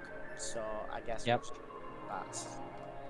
Yep. Are you going to take the bats to the room where they have suggested? I guess so. Right. Ah, you have found batses. Now don't disturb piles, just puts downses. Sorry, what? Don't disturb piles, just puts downses. Is this the room that I'm supposed to be going to? Yeah. Yeses.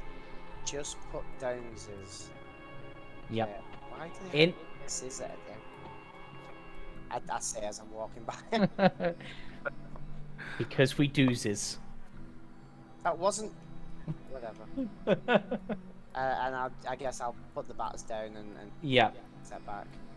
Yeah, in this room, there are piles of what at first you would assume to be guano, but instead, what you can in it, you can see bones, and looking at the end, you can even see like perhaps the body of someone in there. Well, like a person's body. Yeah. What does it look like? Drow or? Roll me a perception check. Yeah, They appear to be a hobgoblin. a hobgoblin, Mm-hmm. and it just looks dead or half eaten. Looks dead and looks like some of its flesh has dissolved away. Okay, so it's not been eaten; it's just died. Seems that way. But looking at its hand, you do notice it is missing a thumb. Is it? Is this the Gru? What you've named Gru? Yes. Definitely looks dead. Yeah. May examine. Would you like to examine it closer? A little bit, yeah. It's like, Right. hey, buddy, you okay there? Roll me. I'm gonna say a medicine check, I guess. You're examining the body to see if it's actually dead. Definitely looks dead to you. You've never seen a living thing in that sort of state. Just gonna give him a little tap on the shoulder then. Hello? Okay. As you do, some of the sort of decayed flesh drops into the pile of like goop beneath it, and you see the pile begin to move slightly. And I run back with my roguish. At least back enough where I feel safe. Yeah. You notice like the pile of ooze or gunk or whatever it is seems to just reach out, like just sort of spread slightly, almost like it's feeling for what disturbed it. But then when it can't find anything, it just retreats back and just...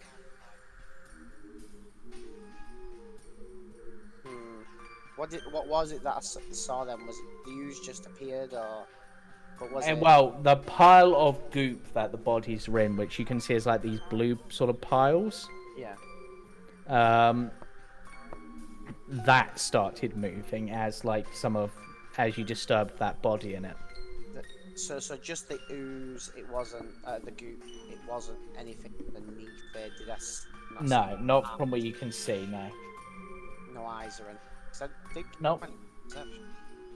Yeah, nothing that you could see with that. All right then. I just cautiously take a step back out of the Fiora, way. your eyes have now recovered, though you have a slight white stain on you. Is there anything else you would like to do? Just do what we've been told. Look for bats, clean up the guano.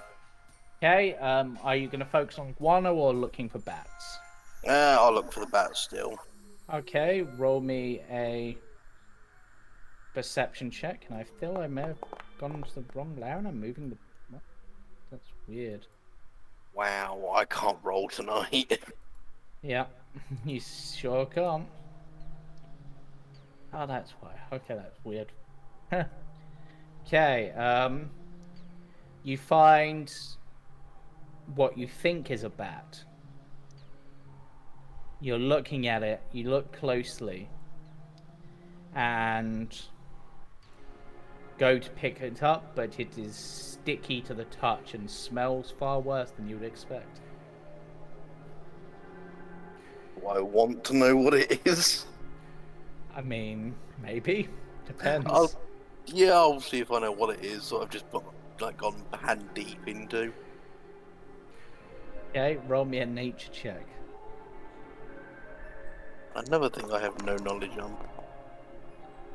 This is poo. But not bat poo. Is it these creatures that are in here? It might be. Guys. There is a little bit of green fluff in it, like sort of like their fur. I'm just gonna look up at them and just glare.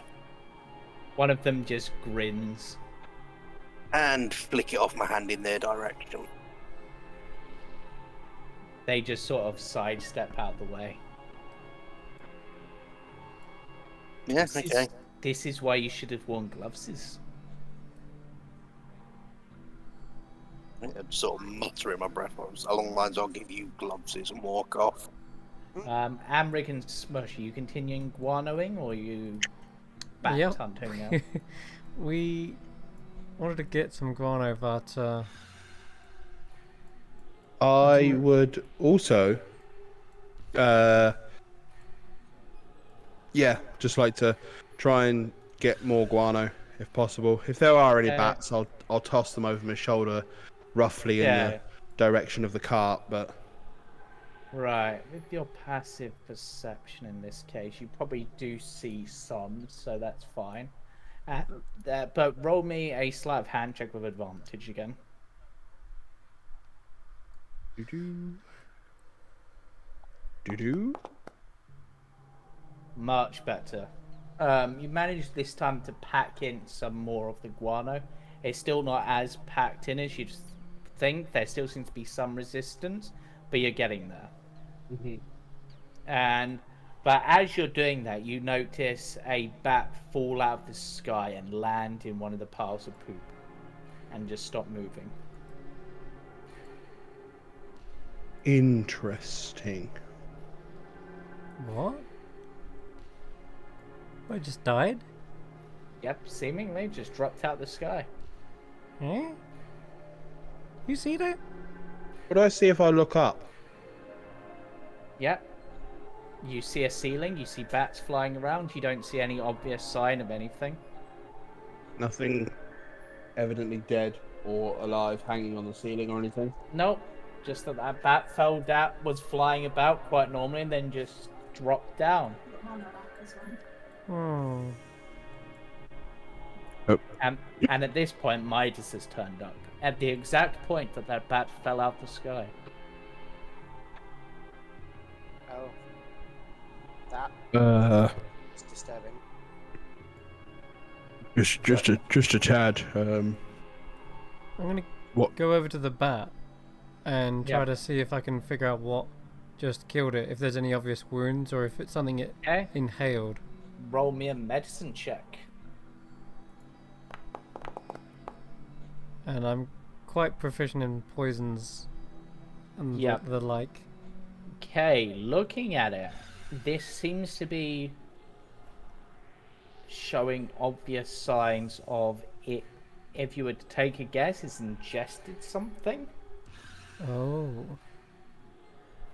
has perhaps caused it to keel over. Hmm. I look back up at the ceiling. Oh. Bats usually like bugs and things? From Do I what see you any know, like yeah. insects and bugs or even Roll me a perception check, because this is an active perception or if there's check. any kind of feed they've put up there? bit dark. Nothing you can see. Because of your limited dark vision due to the collar, you can't quite see the ceiling itself, so there might be something up there. And I'll as open you're up- Okay, as go you're on. looking around some more, another bat just drops out the sky. I'm gonna go over to that bat and open up its mouth. There's looking at its mouth, initially you can't see anything, but then roll me a perception check. I'll have a little. I have a dagger. I could even cut this thing open if I Yeah. wanted. But Yeah, looking at this, for a moment you don't see anything, and then you notice a slight bluish glow on one of its teeth. eh? Guys, I think they're using some kind of poison. Blue.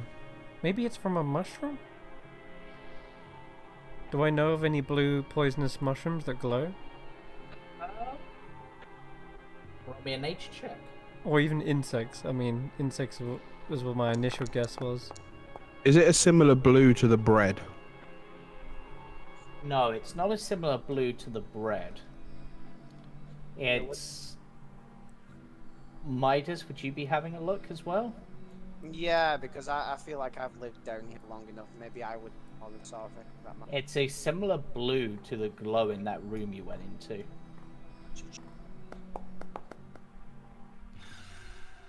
Yeah, I did good. Yeah, it's very similar to that room you just went into where you found the dead body. Oh, so it seems like the ooze is killing them off. An ooze? Yeah, there's ooze in that other room and a dead hobgoblin. Yeah.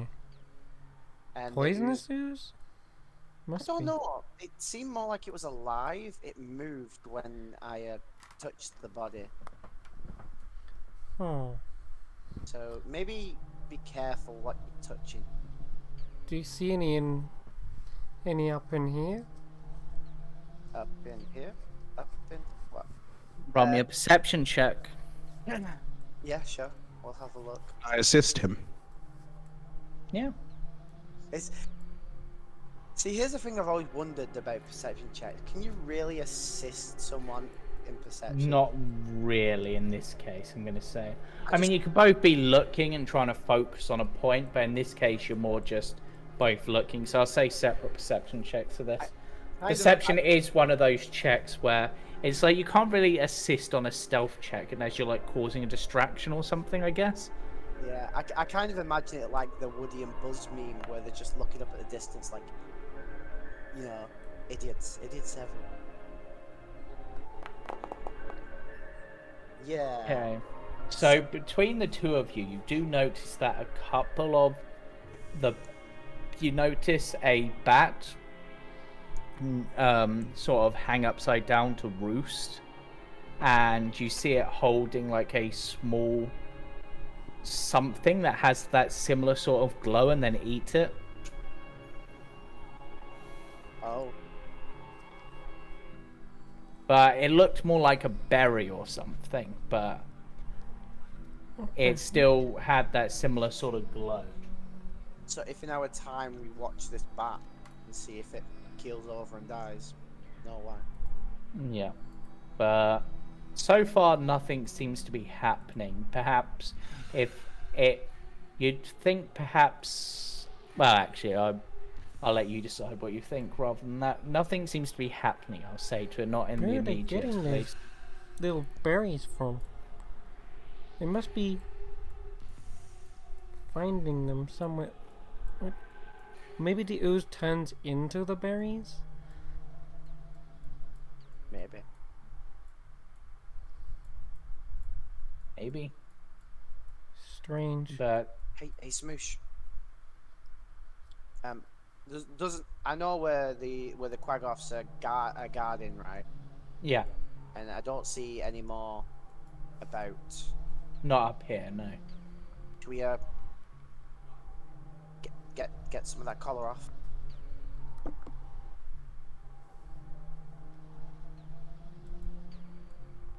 Would you like to allow him to try to get your collar a bit more?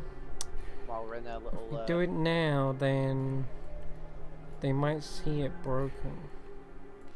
I'm not saying like break it. You know, get it closer. It's gonna take a while. Okay, you can give it a shot.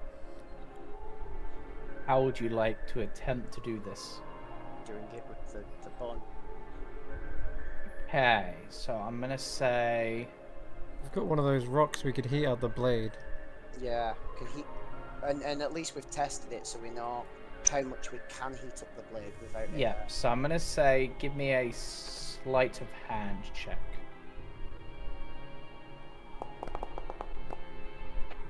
That is pretty damn good.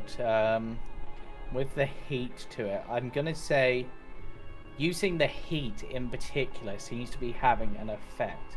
You actually notice the sort of like spider emblem, even if you're not near it, almost seem to writhe like it's alive, almost slightly. But you managed to cut through a bit more than before. It's easier with a hotter thing. Or perhaps because of the innate magical nature of that heat, perhaps that's what's helping, you're not sure. But it's definitely, I would say, the collar is weakened to the point where perhaps another 2 successful attempts would break it. Jeez. That's good. That's good. So we're It's working. It's working. Keep going. we're close. Wait, keep going. I thought you don't want it off yet. It looks like another 2 successful things will do it. So just a little bit more. Okay. Just a thought before we continue there. The stuff around us, we know with heat, right? It can explode, right? Yes, Not you would not probably know as that. it is, but if you get the right bits from it, I think so. You need to concentrate it. I was going to suggest perhaps smearing it on our collars and trying to heat it up to see if we could You want loosen them that way. You want an explosion going off near your neck? I mean, only a small one.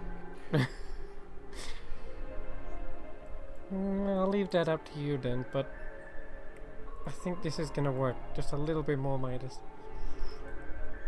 You can attempt another sleight of hand check if you wish. Yeah. Amrig, can you just put your finger here? I'm just gonna because I know that Amrig is pretty tough. So if I do nick him by accident, at least it's not cutting the mushroom up. Right, so yeah, if you're willing to do that, I'll say you can have advantage on this check. Sure. Yeah. Yeah. Because last time I almost took half your health off. I'm feeling much better now, though. Is it control for Shift. shift? 17 still pretty good. That is a success. So, and with that, it is weakened. I won't say that necessarily it's obvious, like, unless you're really observing, but you've managed to basically, that with, like, a good one, you'd be able to finish it off sort of thing. Like, you've weakened it enough on both sides. Okay.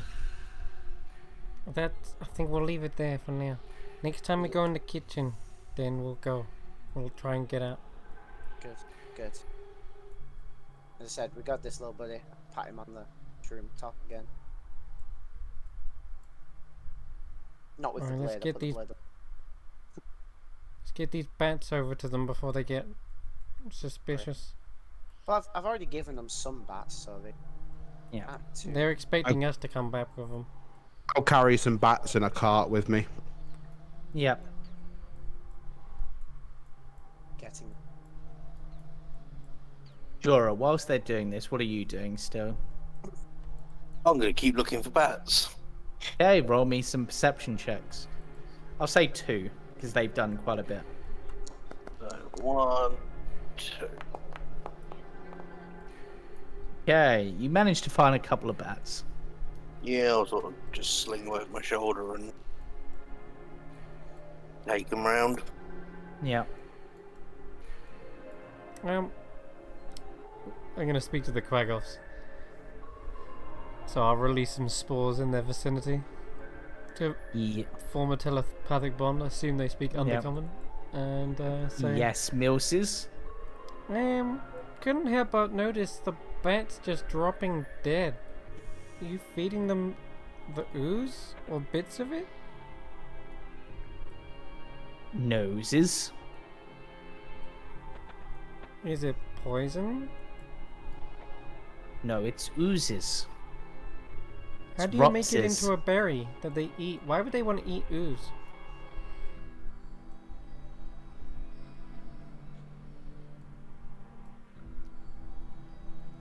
Maybe it tastes nices? I don't know. I am not bats. So is the ooze the berry, or is there a berry like ooze? I'm a little confused how it works. I don't know sis. All I know is that bats goes in theirs. Have you ever tried eating some? Noses, because I knows not to disturb piles. Oh. Otherwise, piles eat you.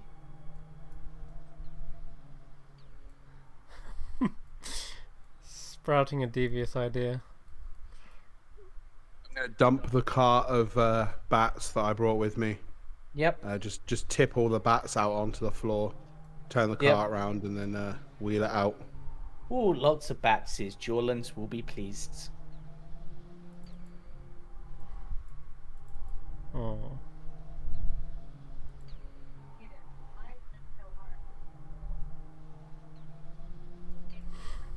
Is there anything else you would like to do? I'm tempted to, but I don't think it would achieve much just by pissing off the users. It would only get rid of 2 Quagoffs. And And you saw how hard the Quagoffs hit when they hit Midas. yeah, I don't think I want to piss off the Quagoffs. I'll head back and I'll say to the other Quagoffs over here, we done lots of batses. Right, it's I'll be- coincidentally is at that point. Um, Unless, sorry, go Oh, ahead. no, I was just gonna say, as I'm walking with Jorah back, I'll just be like, I wonder if anyone's ever made a onesie out of one of those. This gets cold at night sometimes. Just doesn't say anything. Just sort of looks at you sort of really, sort of shifty and sort of untrusting, Yeah. and just backs up. Jorlan walks in, and as Jorlan arrives, I will say that your paranoia has faded, Jorah. At least your paranoia since this morning. Your regular paranoia is still there. But... Oh yeah, that's always going to be there. But yeah, that's fine. That's good. Right. You gathered plenty of, to use their term, batses. Yep. Ugh.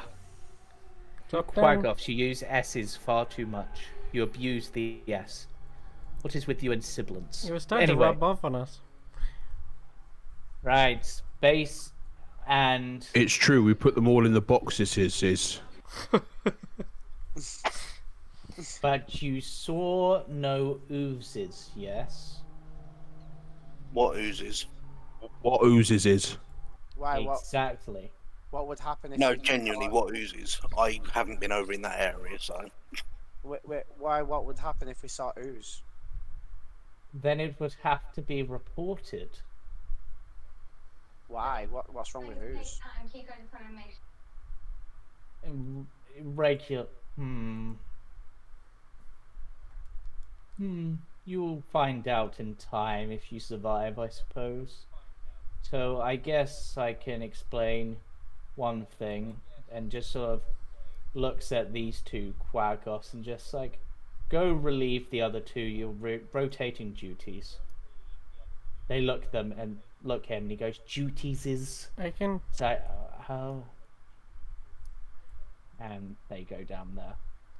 And then I can go whilst... double check just to make sure.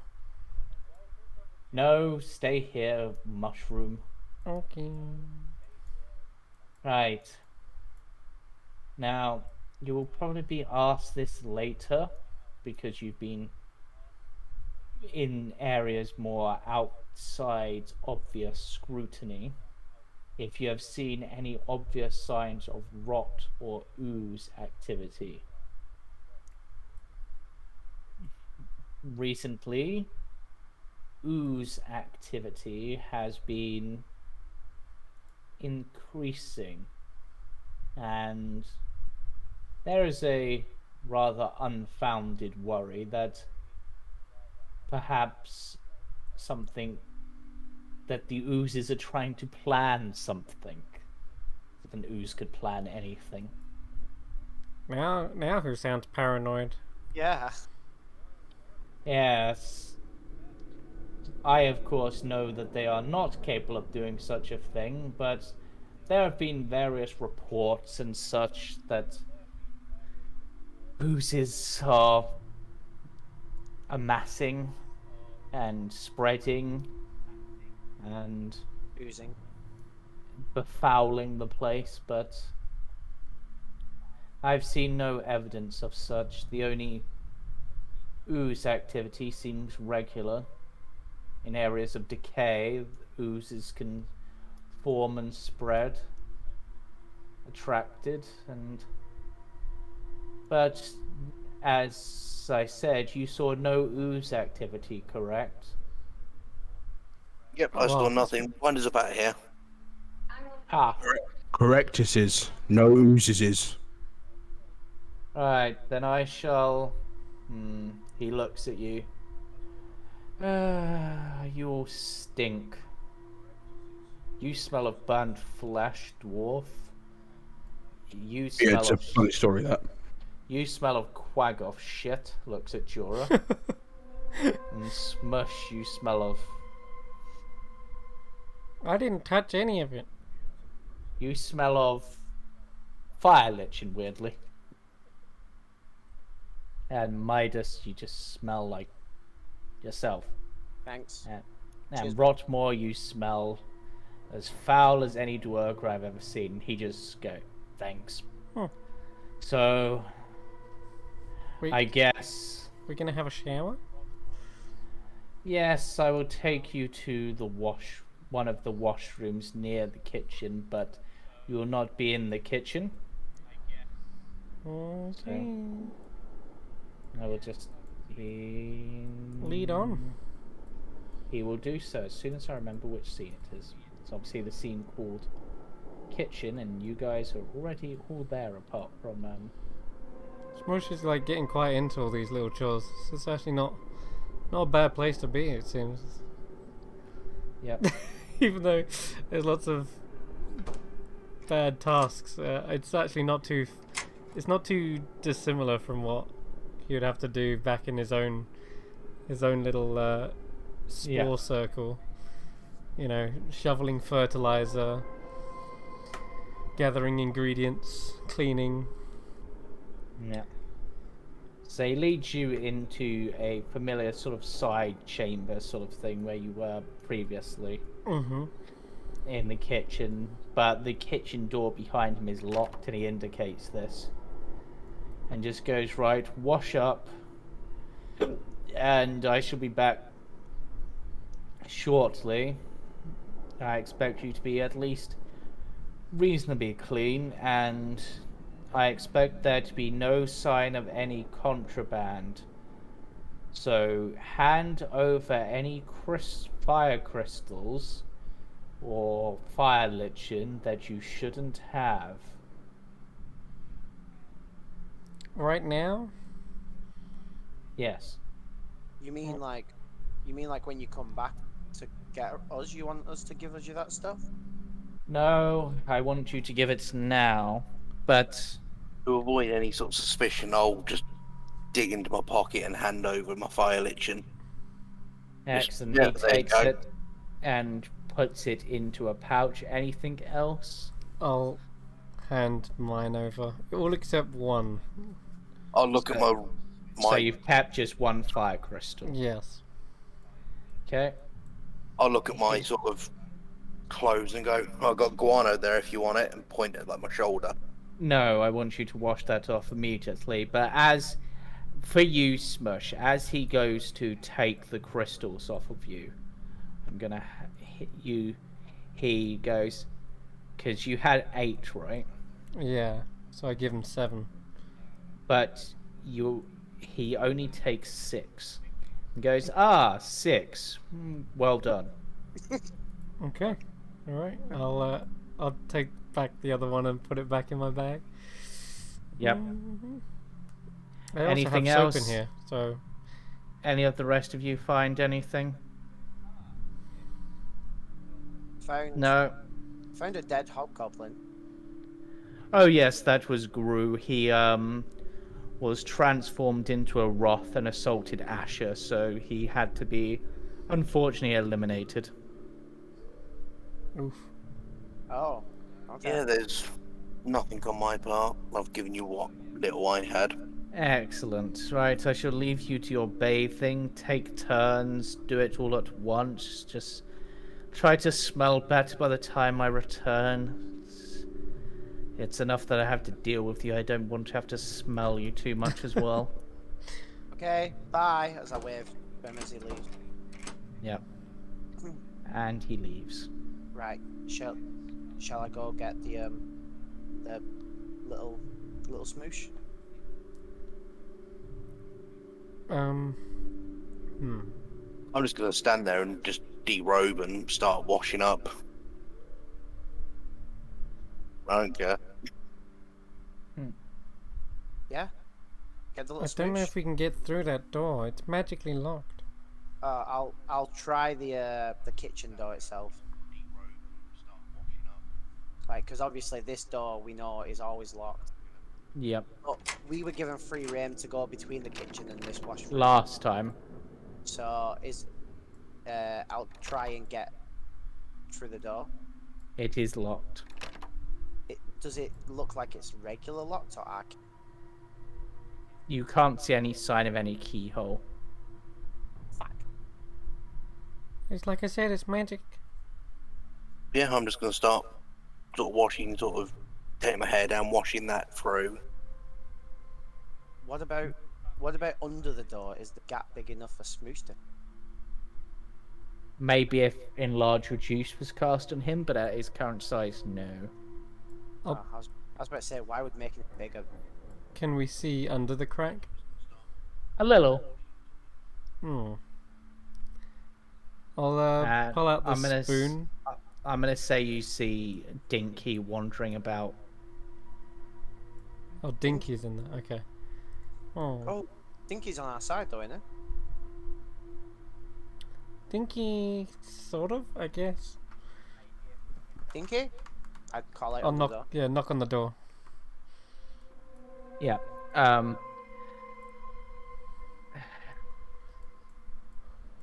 I'm hearing voices from the wall. No, that's not his voice.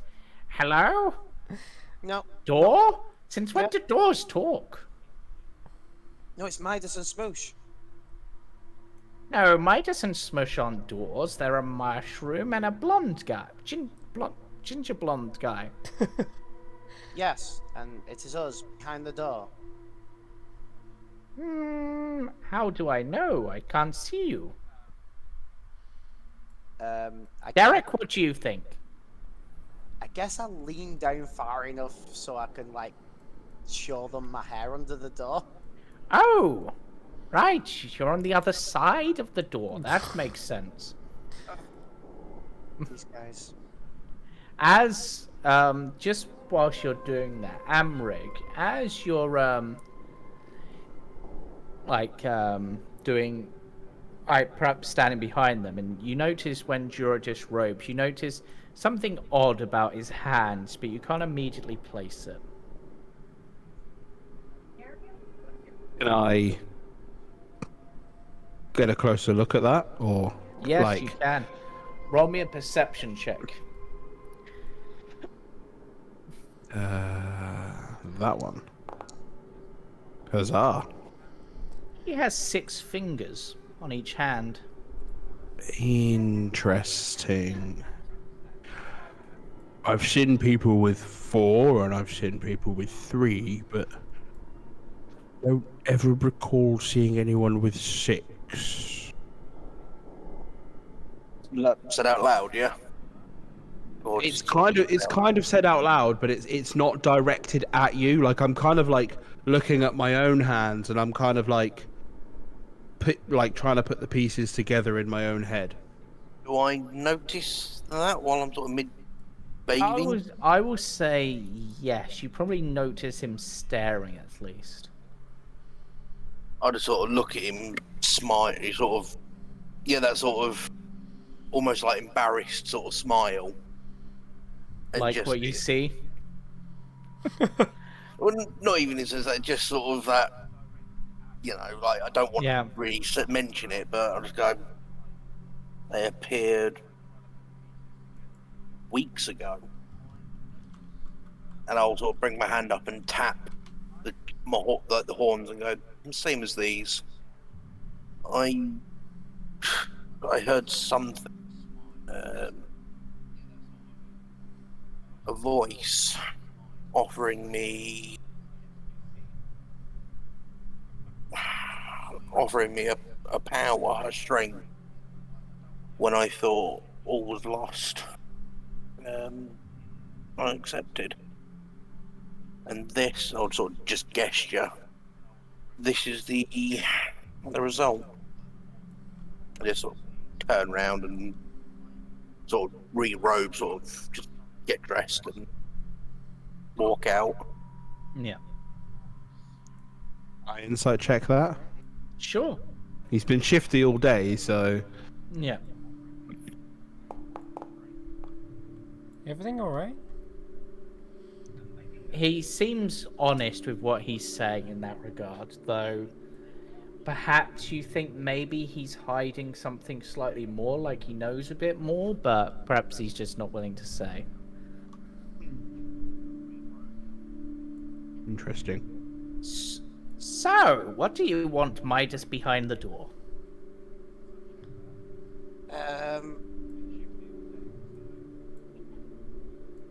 Wait. Smush can't be on that side of the door. Smush is in here with me.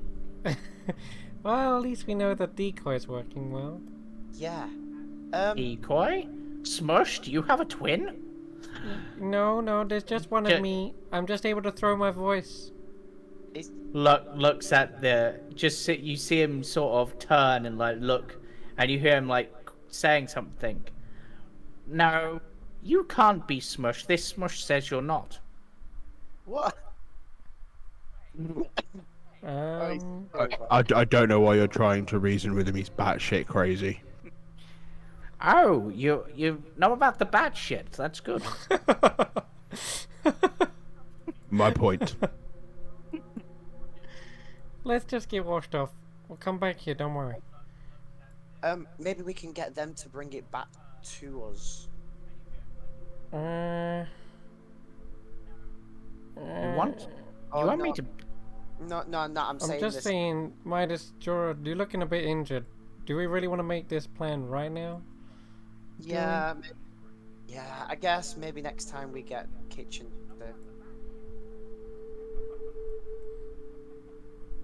Alright. Jorah's just sort of kind of like withdrawn in on himself after the chat with Amrig. Just sort of standing in the corner, with reed in his hair. Hmm.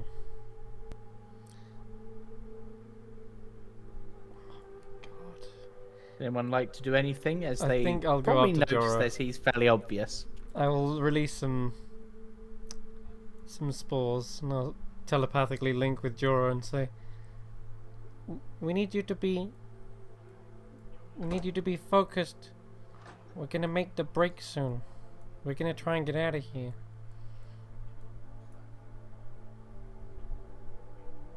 I'll be focused when the time's right. Until then, just give me some space. Just give me some time. Okay. If you need anything, just give us a poke. This, I can imagine Sort it's of pretty bad for you I'll- guys. I'll reach down, just sort of stroke the top of like the cap of his head, just sort of, like you like ruffle someone's hair. Sort of do that. Just just say thank you. Your fingers get covered in honey. Oh yeah, I need to go wash that. I go rinse off my my cap. Yeah, I'll also start washing some of the burn and bat shit off of me. Yep, that's fine. You're able to do that fairly easily. All of the jars and stuff that we got though, I'm gonna hide them in my beard. Okay, roll me a sleight of hand check.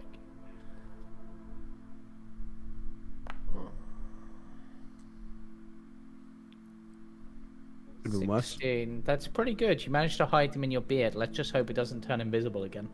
Yeah. Does it look like Fingers there's crossed. pots and barrels in here that we could hide stuff in as well?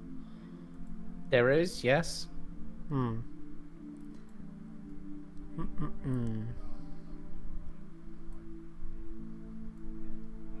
Okay. We could hide stuff in here as well. Those are options, that is true. I'm gonna hide my obvious glowing flame orange spinels just in like one of the pots here, one of the empty ones. Hide that behind another bigger pot. Spinel. Pretty much all my stuff is hidden between both the shower room and the kitchen now. Yeah.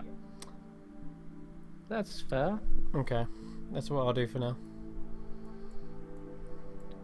And I'll Yeah. knock on the other door and be like, we're done now, we're clean. Yeah. I'll quickly wash stuff. Right. After a little while, Jorlan does come back and just opens the door. Ah, much better. You at least look... Well, you still look shit, but you at least smell better. What do Right. we have to do tomorrow? Or are we still doing more chores today? There will be some more, but for now I'm going to be returning you to your cell so that you can have a break before we continue. Yeah, we wanted to get a bite from the kitchen, but you wouldn't let us in. No, the kitchen is off limits to you. A punishment for taking daggers and stuff from into the arena. But the daggers are what only kept us alive. Well, that's not our fault that you weren't proficient with the weapons provided. No, was. You should train better. And I will copy and paste you guys. I'm pretty sure we would have died had we not done that. But, Yep. you know. Yep. He doesn't care. He's literally said his piece and, you know. Oh wait, you guys are still there. I'm just gonna drag you all back into the prison. Alright, That's fine. cool. So we got fire crystals now. We got...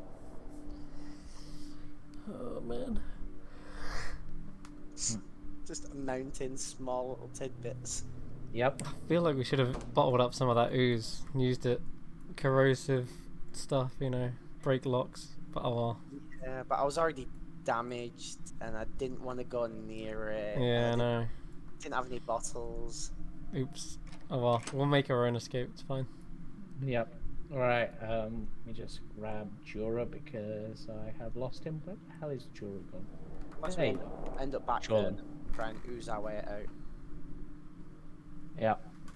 So eventually, you are led back to your cell and led in, and he's just like, "Right, rest up. You've got about, I want to say, 10 minutes before someone turns up to lead you onto your next tasks." Dinky wouldn't be there because Dinky's elsewhere. enjoy, and then he just places another loaf of spore bread down and then leaves. I'll grab the spore bread because I didn't eat earlier Yeah. with the whole being paranoid, and I'll just tear a chunk out of it. Yeah. I'm gonna say Pass you would it around. probably notice that Bibble looks like he has had something impaled into his shoulder. Bibble, are you okay? Bibble got stabbed by a cow. But by a cow. Cow. I'm gonna look at Ront Venorin and be like, what's she talking about? What cow?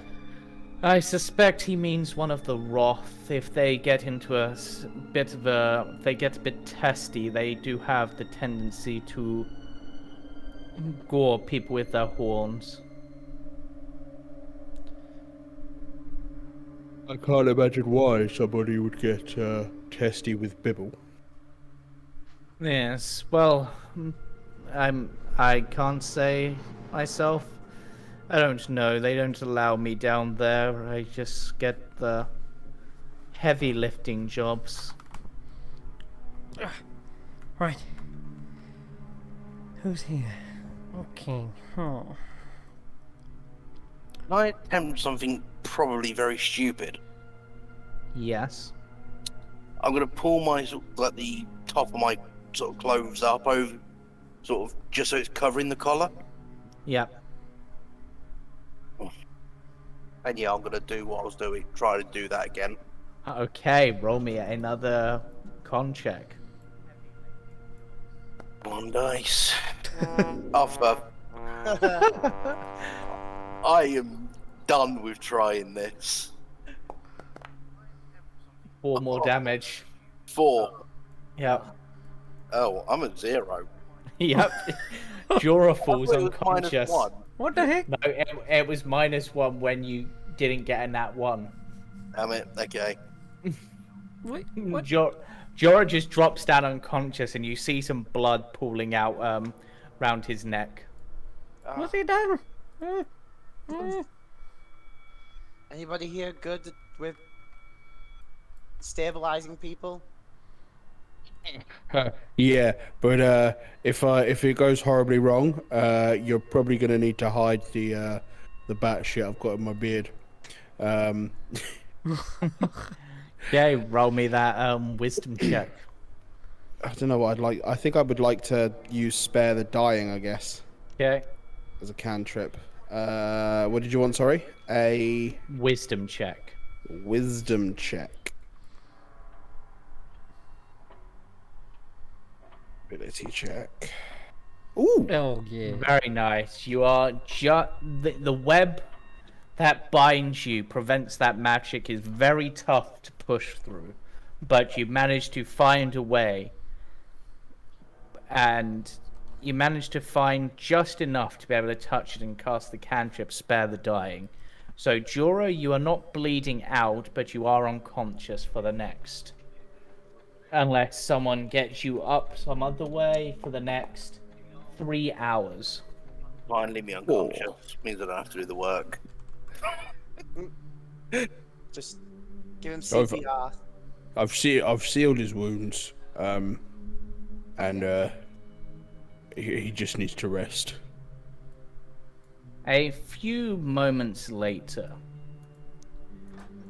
Asher arrives and looks over at you and is just like,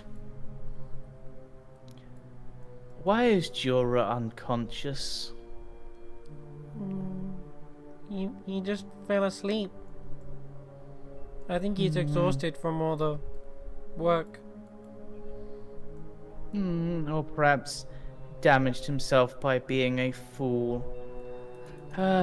She mutters some words and will say, yeah, why not?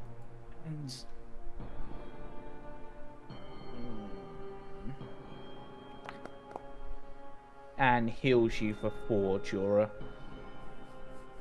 Thank you. I'll sit up and go, God, really itchy neck. Can't have you dying just yet. I try and do a persuasion to make it look like it was accidental. Deception. Deception. Damn it. Actually, I'm alright at that. The well, 15's still pretty good. I was gonna say, does me adding the fact that he's just exhausted from all the work add anything? Possibly. What stat is insight? Is it wisdom or intelligence? It's wisdom. Wisdom. Never remember that. She goes, fair enough, but either way, we can't have that. There is still more work for you to be doing today. Oh, what do we gotta do? Go. Well, considering Bibble failed dismally, and the twins weren't much help, and we still are down on supplies thanks to Gru and his lot. So, I suppose we could have you do that, or let me just think. No, I think I know just the task for you. It doesn't sound ominous. Let me go get Relidus. Lock the door. Keep doing that. Well, I go, I'm still not feeling great. Can you help us out a bit more? And I'll sort of try and get up and sort of hit the floor again, like really playing on it. Roll me another deception check. 10. Oh. She believes you, but then just looks and is just like, no, I don't think I will. You're not. If you've got yourself in that condition, then that is your own fault. You put the collar on us, I had an itch. I didn't know it'd almost kill me. She leaves when you say that, and a few moments later, Relidus exit that room. Yeah. Right then, everyone. Off to our next little job. But, considering the time, I think that is where I shall end this week's session. Yeah, could I have taken a short rest at any point? Wow. Yes, I'll say you could have had a short rest. Because I'm a little bit down. Anyone who didn't take any damage this session again. Everyone else dying over here. Well, you took some damage from Midas last time. Well, Last session, that's 2 out of 2 sessions I've got unconscious. Yeah. Can't make it a third. So, everyone, that, as I said, is where we shall end this week's session. We'll be back again once more on the 4th with more What Lies Beneath. What will happen? Will they escape? Will they die? Will Dinky get really confused that there's 2 smushes? Who knows? But we will find out on the next exciting episode of What Lies Beneath. But for those of you who have that hankering for D&D, don't forget to join us Friday for the Clawed Coast campaign, where we try to deal with dreary greyness in wherever we have ended up in the Clawed Coast. And Sunday, the Witch Hunters, where we investigate the murder of the Chicken Knight. But farewell for now. Good night, sleep tight, and I guess don't let the sturge bite. Farewell. Bye. Bye.